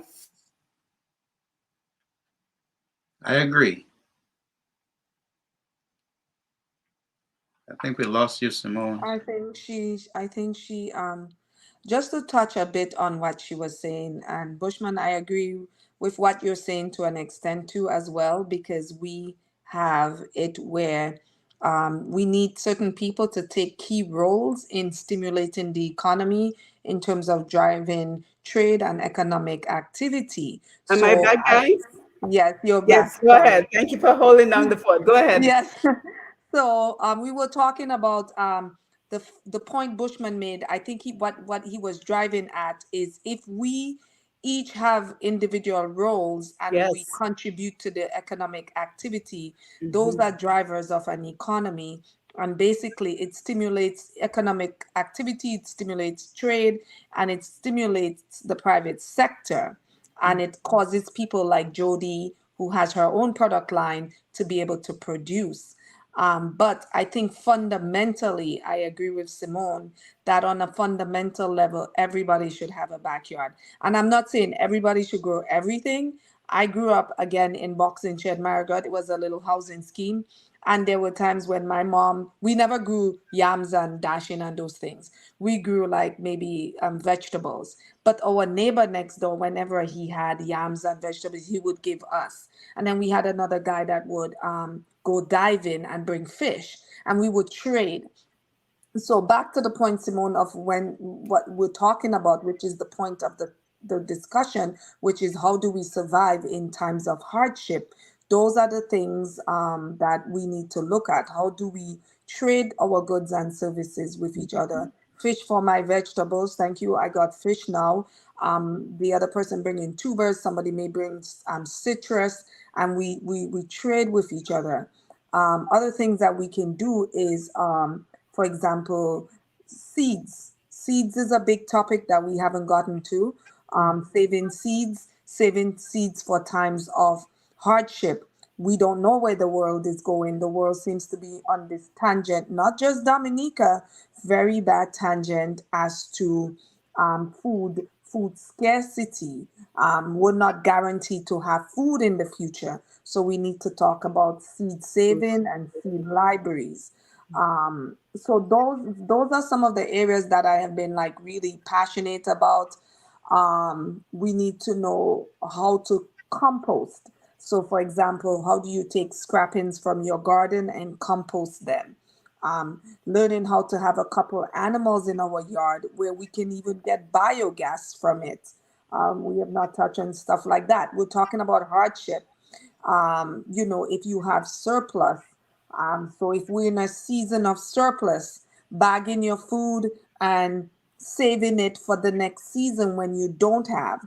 I remember going to Dominica when my kids were there, and I would go in the market and buy like $50 worth of passion fruit, and I would bag them for my mom, and I'd buy fish and I'd bag them. And 3 months later, she's like, I'm now using the last of this. So those are like tricks that we can use on managing what we have, using our seeds, sharing seedlings. I talked about the tomato. You have 100 seedlings. I don't need 100 tomato seedlings. So here, my neighbor, you can have 5, and 5 will give you all the tomato that your family needs for 2 to 3 months. And there's something else that you can give me.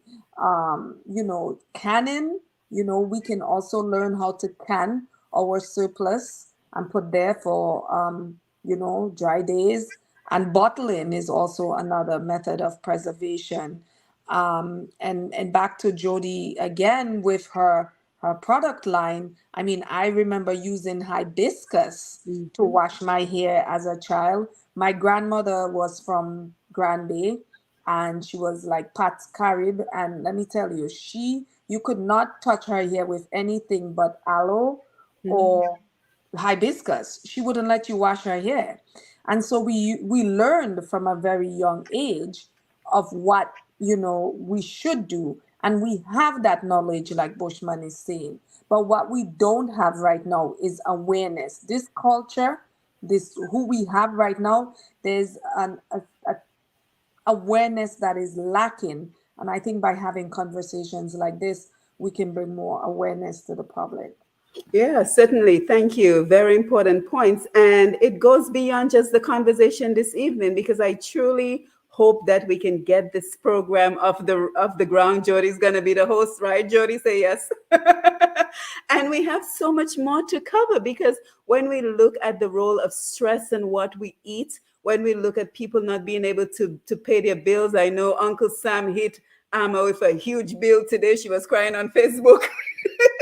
So when we look at all the other rising prices and the stress that creates for all of us and how it impacts the food that we eat. So there's so many different angles for that conversation. I also know that you're on a diet of sugar. So we have to talk about sugar addiction, how we are so addicted to sugar and the implications of that. So, hey, Lennon, thank you. He says, great show. Thank you for the message. Lennon Matthew, frequent caller to Q95. Great to see you on board. Yes, so there is so much more to cover: food insecurity, the important role of community gardens, even beyond simply growing the food, the way community garden can bring people together. I had a young man called Kofi Thomas. His parents are from Dominica. He made it all the way to the Ellen DeGeneres show because he created a community garden in Brooklyn. And he talked about how that garden was able to do so much more than he envisioned. It was able not only to feed people for free, but it was able to give young people a space to create, to share their poetry, to share their music, to talk about their concerns. People from, the blue gangs and red gangs and all the other gangs, they were able to come together because of the commonality of that community garden. So we have a lot to talk about. I really hope we can get this new program off the ground. And we have the advisors for that new program. We're looking at them right now. So Bushman, Amma, Jodi, I'm already recruiting you guys. So I think we did a good job of talking about everything we wanted to talk about this evening. Of course, there's a lot more to talk about. But Jodi, let me just come to you for your final thoughts as we wrap up. Sure. So I really enjoyed this discuss tonight. It touches home for me because I grew up with that inkling. My dad always, I could not bring a Coke in the house. We did not use anything that was like Bohio and cubes. We ate natural. All our seasoning was natural. Our juices, we ate everything that we grew. And I think we just need to just rewind. we're advancing in technology. Look, we have all this AI stuff, but I think for our self-preservation and self-sufficiency, we need to rewind time maybe 30, 40 years down the line when our grandparents had the formula for how we should live healthily. You know, we're more educated, yes, but they knew what to do and how we should eat and how we should live. So just if we grow our own food and we become self-sufficient, growing our own food is like printing your own money, you know. It's like printing your own money. You know what you're putting in, and you know what it's going to give you in return. So I think awareness, that word has been spoken many times this evening, but I think that is key in letting people know the effects of what we eat, how it affects us, how it affects our lifespan. I mean, we want to be there for our children. I want to see my grandchildren, and just living a life that we can help each other too. So if I grow my food and I have surplus, like Emma said, I can share with my neighbor and vice versa. So even that whole kudme thinking that we had back in the days, like I said, we just need to rewind back to 30 years ago. That whole kudme thinking that we grew up on could be used to make the whole nation wealthy and healthy. You know, our health is our wealth. When I say wealthy, that's what I mean. You know, and so I'm walking around sometimes in town and just looking at the young kids, and they're so big. Like a lot of children, like growing up my age, you maybe just find one or two, you know, maybe heavy on the heavy side. But now there are so many children who have asthma and who have all these different illnesses, eczema, that is so rampant now. And it has to do with what we eat and with what we put on our skin. So we really need to understand how what we eat, what we grow, the things that we buy, how that affects our life, how that affects the nation, how that affects the productivity of an entire nation. And so we need to go back to the drawing board. We need to get brains like Ma Pampo and maybe preserve them. I don't know what we need to do, but we need to go back to that thinking that what we eat and what we grow is more important than. And some people have that thinking that food outside is better than here. You know, we have that sort of mentality that Yes. the foreign products are better than our own. And so we really, really need to re-educate. We need to unlearn some of the things that we've learned and to re-educate and start from young. And I Yes. think if we start to do that, then we're well on our way to creating a healthy nation and creating a model for other countries to follow on. Because we have everything here. We have the blueprint. We just have to print it and share it. Yeah, So yeah. those are my final thoughts. Yeah, thank you so much, Jodi. And I'll be sending you a message so we can start that first meeting to have that discussion. Hopefully, you have some time, maybe even tomorrow, so we can get this off the ground. So, again, thank you, everyone, for being here. We had a nurse and founder of Dominica Garden Club, Miss Halima Thomas, Indigenous Bushman Herb and Things. We had Jodi Dublin, president of DHBA, Dominica Herb Association, as well as the proprietor of JD's Naturals. So we want to thank everyone who joined us for this conversation on as food prices continue to rise, how can we still improve and maintain a healthy lifestyle to potentially avoid NCDs such as cancer, diabetes, strokes, heart disease. And let's face it, a lot of Dominicans are even afraid to go to the hospital. So I think that is even more reason for us to take care of ourselves. When we hear that episode with Matt yesterday on the block and the examples that were coming in with regards to the hospital, it is even more reasons for us to take care of ourselves so we can avoid the fear and trepidation that comes with potentially being hospitalized. So I think we have many reasons to take care of ourselves, the energy level to be able to live a full life. So there's still so much more we have to continue discussing. And we want to thank our callers who called in. We want to thank everyone who posted a comment on Q95 FM radio on Facebook, and Push Past 10, Glenda Shillingford, Alvin Thomas, Anthony Simon, my mom, Medina Senhouse, Lynn Peters. Great to see you guys, and thank you so much for your contribution to the conversation. Let's see, Lennon Matthew tells us, an idea to incorporate all these organic products is in our cooking. I only found out when I got to the US that you can use ginger and basil in food. So there is room for having some cooking classes. Amma and Bushman, you guys are cooking on Facebook Live? So there is room for so much more that we can do with this topic as we continue to look for new and innovative ways. So it's all about, the collaboration, the networks, and just creating those opportunities for us to live a better life. So I want to thank everyone who joined us, Mr. G, the Q95 FM radio family, Lambi. Thank you for taking the calls, showing. And DJ Shan in the background, thank you for being here. Bushman, did you want to add something real quick before we sign off? Yeah, just real quick. Am I unmuted? No, you're good. I'm good. I would really like to encourage everyone who's listening to the show live, and everyone who will listen to it on the rewind. Cook more at home. Get in your kitchen, man, and cook. Go get some fresh vegetables, okay, and just cook more at home. I did some research on some pricing, and for a single person going to a restaurant, a really nice plush restaurant, and having one meal, right? The amount of money they would pay, including tips, of course, for that one meal could feed a whole family if they would just buy the food and cook it at home, and you know what's going into it.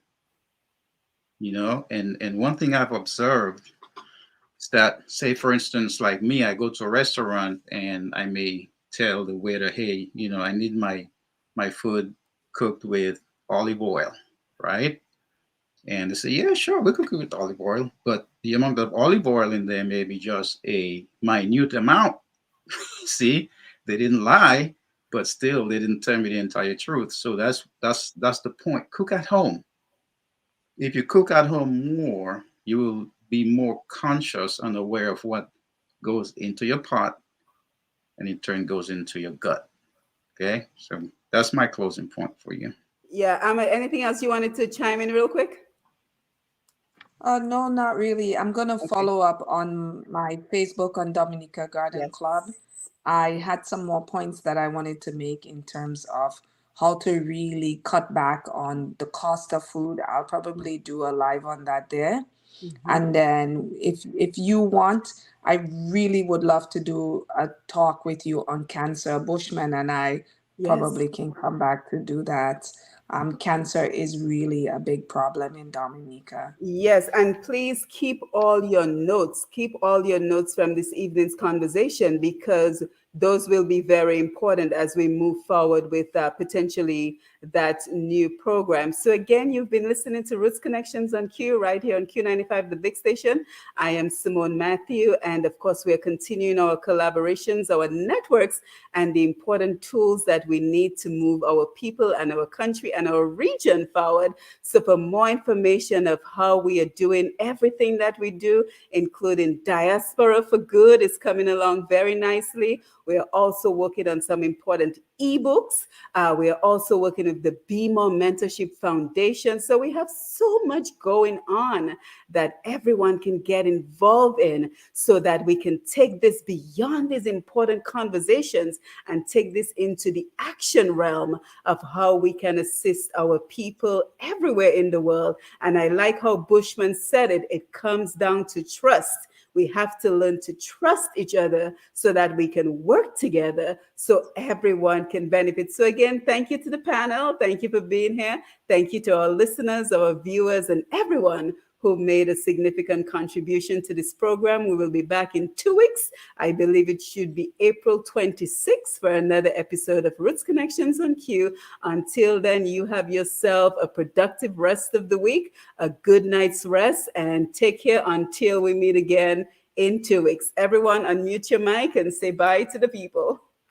Have a Thank you, good guys. evening. Thank you, Thanks for showing up, Lambi. guys. See you next All time. right, so Bye. we'll follow up soon. All right, take care. Thank you. Bye, everyone. Bye-bye. Uh-huh.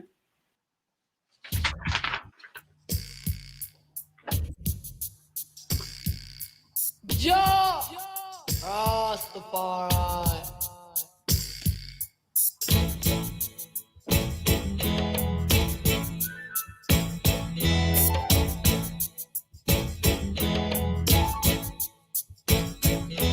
Home, oh, oh, children, home.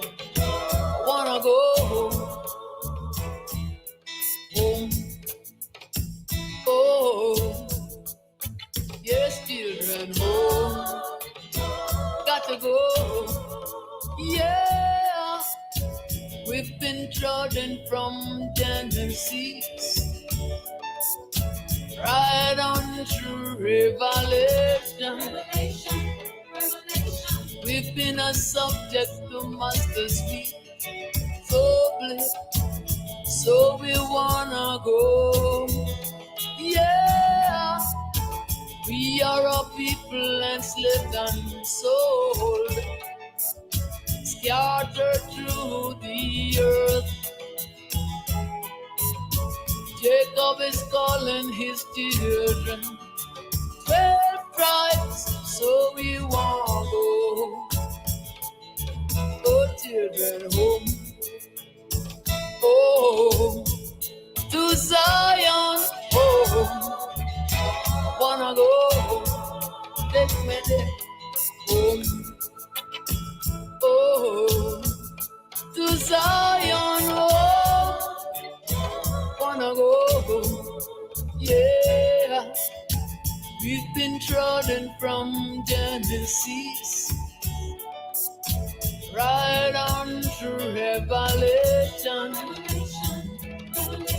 We've been a subject to master's feet. So quick, so we wanna go. Oh, Reuben, Simeon, Levi, Judah and Zebulun, Isaac, God and Asher, Naphtali, Joseph and Benjamin, 12 tribes, so we want go. Oh, children, home. Oh, to Zion, oh, I wanna go. Oh, children, home. Oh, take me home. Oh, I wanna go. Yeah.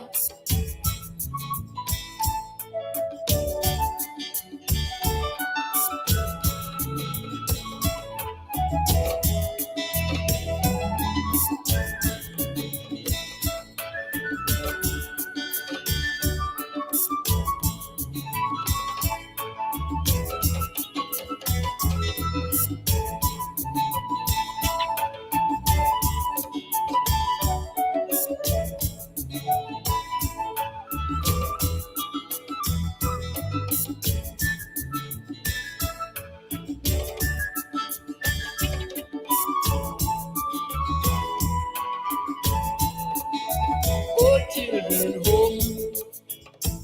Oh, oh, children, home.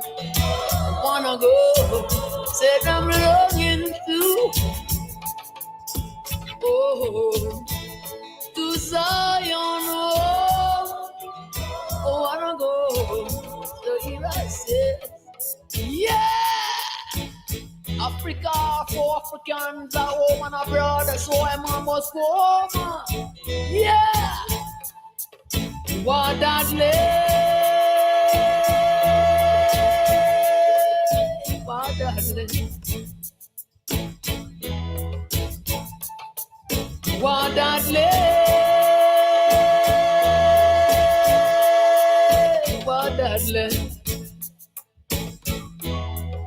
Tell me how you feeling, what Dudley? Tell me how you feeling, what?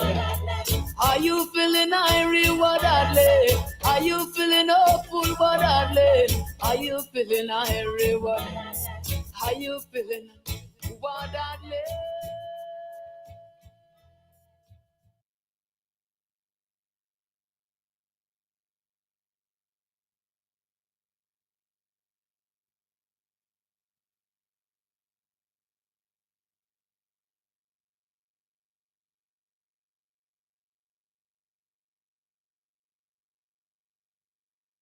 He don't really care at this point. Everybody that loved me is either dead or going to be dead. Because we were living a very dangerous life. There's times when we get stuck up by other narco dudes. Me and my sister Ashley were like, yo, we need to get out of here or we're not gonna make it. After 3 years in Mexico, your dad tells you and Ashley that it's time to pack your bags once again and to go back home, to go back to the States. No. Okay. Yeah, no. What happens? Look, as I say, just like vacation. Just like it was a vacation to get to Los Angeles, and then it was supposed to be a vacation to go to Mexico. Oh, we're only just going for a vacation. From Mexico, we're gonna go on a vacation to America. But by this point, you must know that it's not going to be a vacation. You know not to trust the word vacation. I don't even know at this point. Vacation or not, Blair and his sister were told they would spend the summer with their stepmom Angel at her new place in New Jersey. I felt like I was a foreigner coming into America for the first time. Even like the getting through the border and all that stuff was very sketchy, but we luckily got through there and everything was like different and new. After years on the run, living under fake names and assumed identities, Blair had to prove that he was actually an American citizen, that he was actually Blair Cobbs. He was 18 now, a legal adult, and he split his time between government offices and boxing gyms in New York City, just across the water from his stepmom's place in New Jersey. Blair was just finding his new rhythm when he started getting phone calls asking about his dad. When somebody asks for that man, it's usually something bad happened. My stepmom at the time, Angel, is going through a lot. And me personally, I'm thinking, he's probably dead. Eventually, the law did catch up with your dad. Yes. How did you find out that he had been arrested? The news. The news is how we found out. What were they showing on the news about your dad? Well, they show like ID pictures and I don't know, like, oh, he did this and that. And like, honestly, when I saw it, I felt a big state of relief, honestly. And the state of relief came from the fact that like, okay, well, he's still alive. He's still alive. Yeah. He's probably going to be in jail for the rest of his life, but he's still alive. But with Eugene Cobb's arrest, Blair's situation became more unstable. Things got so bad, Blair even stopped training. Obviously, my father was a big support financially for like my stepmom. My stepmom can't stand me. It forever haunted me, the position of the redheaded stepchild. But like she was willing to help out, you know what I mean, for that time period. But once my father got like taken or whatever, the worst thing could happen. Like these last few years, everything that had happened, your dad ending up in Mexico, you and your sister having to go on the run to Mexico, then him getting arrested, it being all over the news, like it's all just seems so surreal. You also lost your identity in the midst of it. How are you processing all of this? I think I'm gonna be honest with you. The only way that I even process all of this stuff is through insanity. For me, I have a coping mechanism, which is like this Blair the Flair character. I can go to the boxing gym. I can live out this fantasy. I can kind of like focus on just the basic necessities of life, which is really just survival. I remember a friend is telling me, and this is like really recently, And he tells me about how if you ever see a speedboat, like racing, speeding at over 150 miles per hour in water, and they're literally just titter-tottering on the brink of death because a little bit this way, all gone. A little bit that way, all gone. Just a gust of wind, they flying in the air. If the engine so much as like just misfire once, they're in flames. And that's kind of like how I lived my life. Yeah. That's me. And what better crazy profession than literally getting into a boxing ring that guarantees you sooner or later you're going to get hurt. So that's how I coped. You wore out your welcome at your stepmom's house by this point, right? And you had to leave. You moved to Philadelphia. You actually moved into your grandma's old house, which was semi-abandoned. What was life like in those days in Philadelphia? It was incredibly difficult. I can remember it being a full-time job to get a job. I couldn't get one first. I couldn't get one without having some kind of like history, job history. Because even on my resume, it would never make sense. Like you went to Beverly Hills High School and now you're here. You don't even look real. Get out of here. Like, you know what I mean? It wasn't a very safe city either, was it? No, I went through a lot of turmoil, a lot of dangerous situations. That house that I was living in, like at the time started, like it was abandoned. So like Is this your grandmother's old house? Yes. Some of these like family members have tried to turn into a crack house. So like I'm literally living in a crack house and like that's abandoned and just trying to like get my life together. And I can remember like being on like the floor in the middle of wintertime in the freezing cold. There is no heat. The only heat is just me. Like, you know, I don't know if I'm going to make it. But one particularly frosty night, after months of living in these squalid and miserable conditions, something changed for Blair. I can remember a presence that you couldn't see, you couldn't smell, but you can feel. I remember a voice calling out to me that I couldn't hear, but I could feel it. I 100% believe that was God that spoke to me. And he told me to pick up the pieces, the shattered pieces of your life off of this cold wooden floor. It's much more work to be done. Now I got up off of that wooden floor, and it became one of the things that forever changed my life. Because you hadn't been religious before this. No, I'm definitely not religious at the time. So Blair picks himself up. He finds a new gym and throws himself into a training routine. He even starts to book fights, but money's still tight. For a lot of tournaments, like I didn't have anything to eat, or like I'm living in a car because I can't really afford to go back and forth from the gym to the tournament to the house because it's all in different parts of the city of Philadelphia. And it was very hard for me to like gain the resources that was necessary to be actually successful. In the meantime, you meet your first real girlfriend, right? You meet Melissa. Can you tell me about her? How did you guys meet? Oh man. So I meet Melissa. She was everything for me. She was the only thing stable in my life. Like, so it was one summer where they were having the 4th of July fireworks show. And I think this was like one of the first years I was in Philadelphia.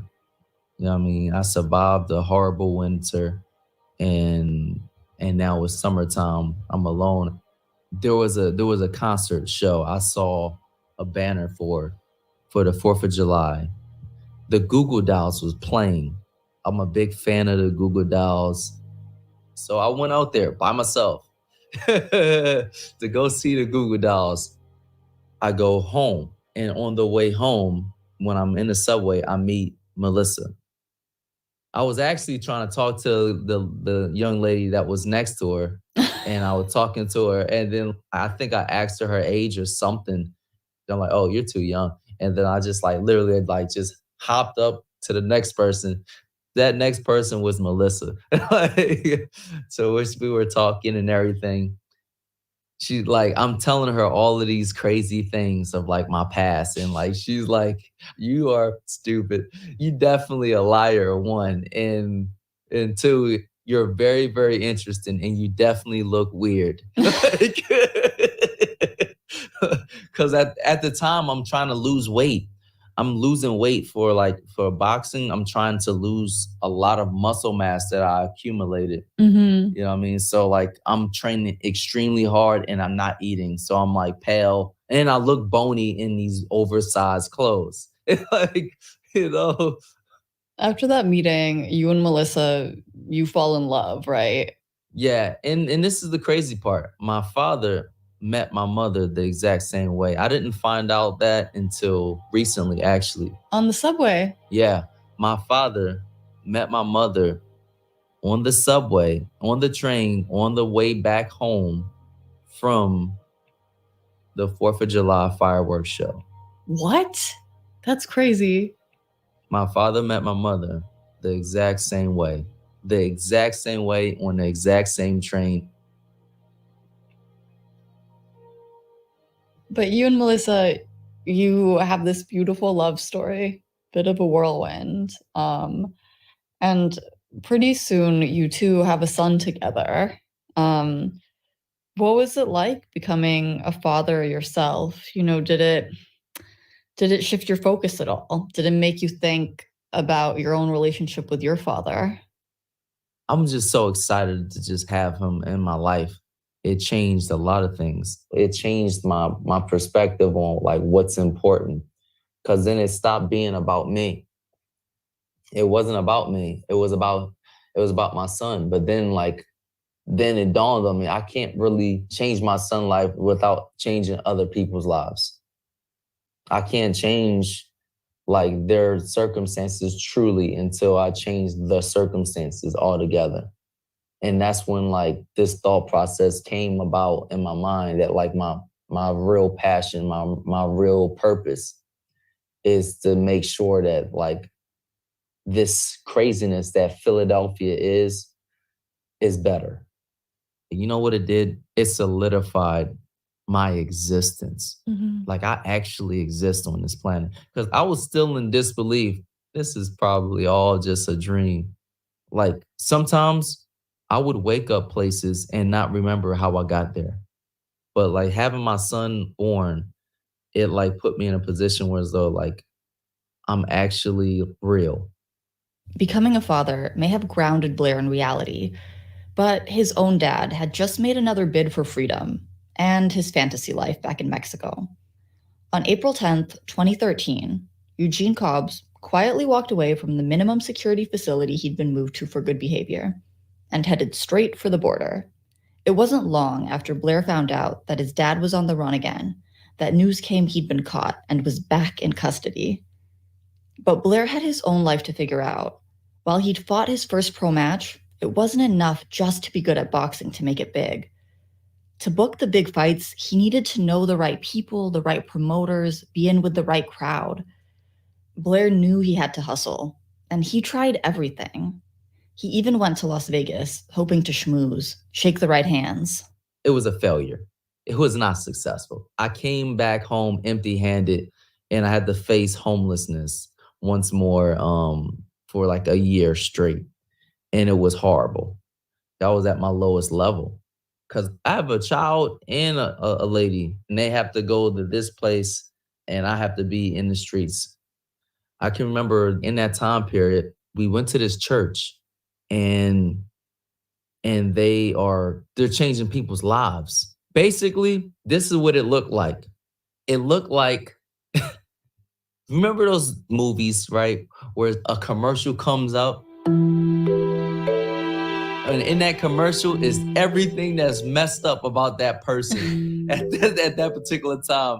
It's like that. You feeling down on your luck? Are you wearing your shoes on the wrong foot? And the character literally has his shoes on the wrong foot. He just really don't care about his life right now. Is your shirt ripped? And the character's shirt is ripped. Well, You just in luck. We have this. If you call this number, we're going to fix everything. And I'm just like to a point of the lowest level where it's though like, you know what? I'm down. I will try it. Like if we can find God to fix this, we're going to do it because I need it.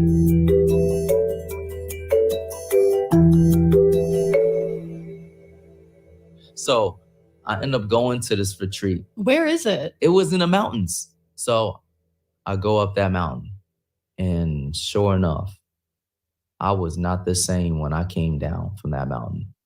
I was not the same. And miracles started working upon my life. And I was so happy and full and abundant with joy and like light. It's like almost as if I can walk on clouds. Blair was full of this new sense of optimism, and he decided to give becoming a pro boxer in Las Vegas one more shot. This time with the whole family in tow, Melissa and their son packed into their beat-up car. Scared of breaking down on the way, they even fueled up with the engine still running. Blair remembers those early days in Vegas fondly. Although they mainly slept in the car, he had plenty of time with his son, and the future seemed full of boundless possibilities. The couple got jobs, an apartment, and sure enough, Blair's boxing career started to click into place. He landed his first big manager, who paid him enough to train full-time. It's like a dream. It's like a dream come true. I don't have to worry about the rent not being paid, so I can just focus on boxing. Eventually, Golden Boy starts rolling back into the picture. One of the top boxing promoters in the world. So that was a really big deal, just being promoted by that guy. But it was just one miracle at a time. I was the Nevada State Boxing Hall of Fame Prospect of the Year. He was doing well, but Blair still hadn't won a title. And titles are the main currency in the boxing world. Finally, on March 21st, 2019, he got his chance. Blair's first title fight. I wake up, it's fight day. I say a whole lot of prayers. A whole lot of prayers. I'm calling upon all the warriors of yesterday's past. I'm calling upon the strength and power of King David himself, Samson. I'm calling upon every great warrior of my past, Muhammad Ali, Sugar Shane Mosley, Sugar Ray Leonard, all these guys, Floyd Mayweather, all the people of my past to grant me this one final time. And every fight seems to be like that one final time. It's always, it feels like that. And it was always like this. It was like once more into the gray to fight the last great fight you'll ever know. Live and die on this day. Live and die on this day. I'm literally teeter-tottering on the brink of death. Look at that speedboat. Yeah, as far as that speedboat, just that brink of death. Augusta winning, it'll be all over. And like the only thing that can actually like get me to my destination is faith. And then of course, calling upon Blair to Flair. Like, come on, man. Come on, Flair. Come on. Get out of here. Like, I'm definitely going to need you today. We'll be back in a couple of minutes for Blair the Flair's moment in the ring and hitting the big time after the news. This is the BBC World Service, looking into how Indian workers in the Silicon Valley are facing caste discrimination. Reaching the top of the US tech industry is no easy path. Indian Americans are a success story. An elite club of Indian business people now run some of the world's biggest corporations. But some workers from the most oppressed castes, Dalits, say they face discrimination from colleagues from more privileged caste backgrounds. Those prejudices are coming along with the Indians too here. And it's not unheard of for workers outed as Dalits to find themselves on a plane back to India. Even though I was attacking the caste system, they thought it as an attack on India. I think it was less than 4 to 6 weeks when he informed me that I have to go back to India. Join me as I travel throughout this area to investigate what exactly is caste and caste discrimination. The Hidden Caste Codes of Silicon Valley, Tuesday at 8:30 and 19 GMT. After falling on hard times once again, American boxer Blair Cobbs had one chance at his final lucky break. A lot was at stake. He needed the flair. Highway, Philadelphia, Pennsylvania. Ladies and gentlemen, are the Flair Cobbs. I put on a big performance with drama. The finale of Blair the Flair's story, coming up on Outlook. BBC News with Neil Nunes. Japan's government has withdrawn an emergency alert telling millions of people to take cover from a missile launched by North Korea. Residents of the northern island of Hokkaido were sent an evacuation order, but the missile never reached Japanese territory. Pyongyang has recently stepped up weapons tests. A second black Democratic politician in Tennessee has been allowed back into the U.S. state's House of Representatives a week after being kicked out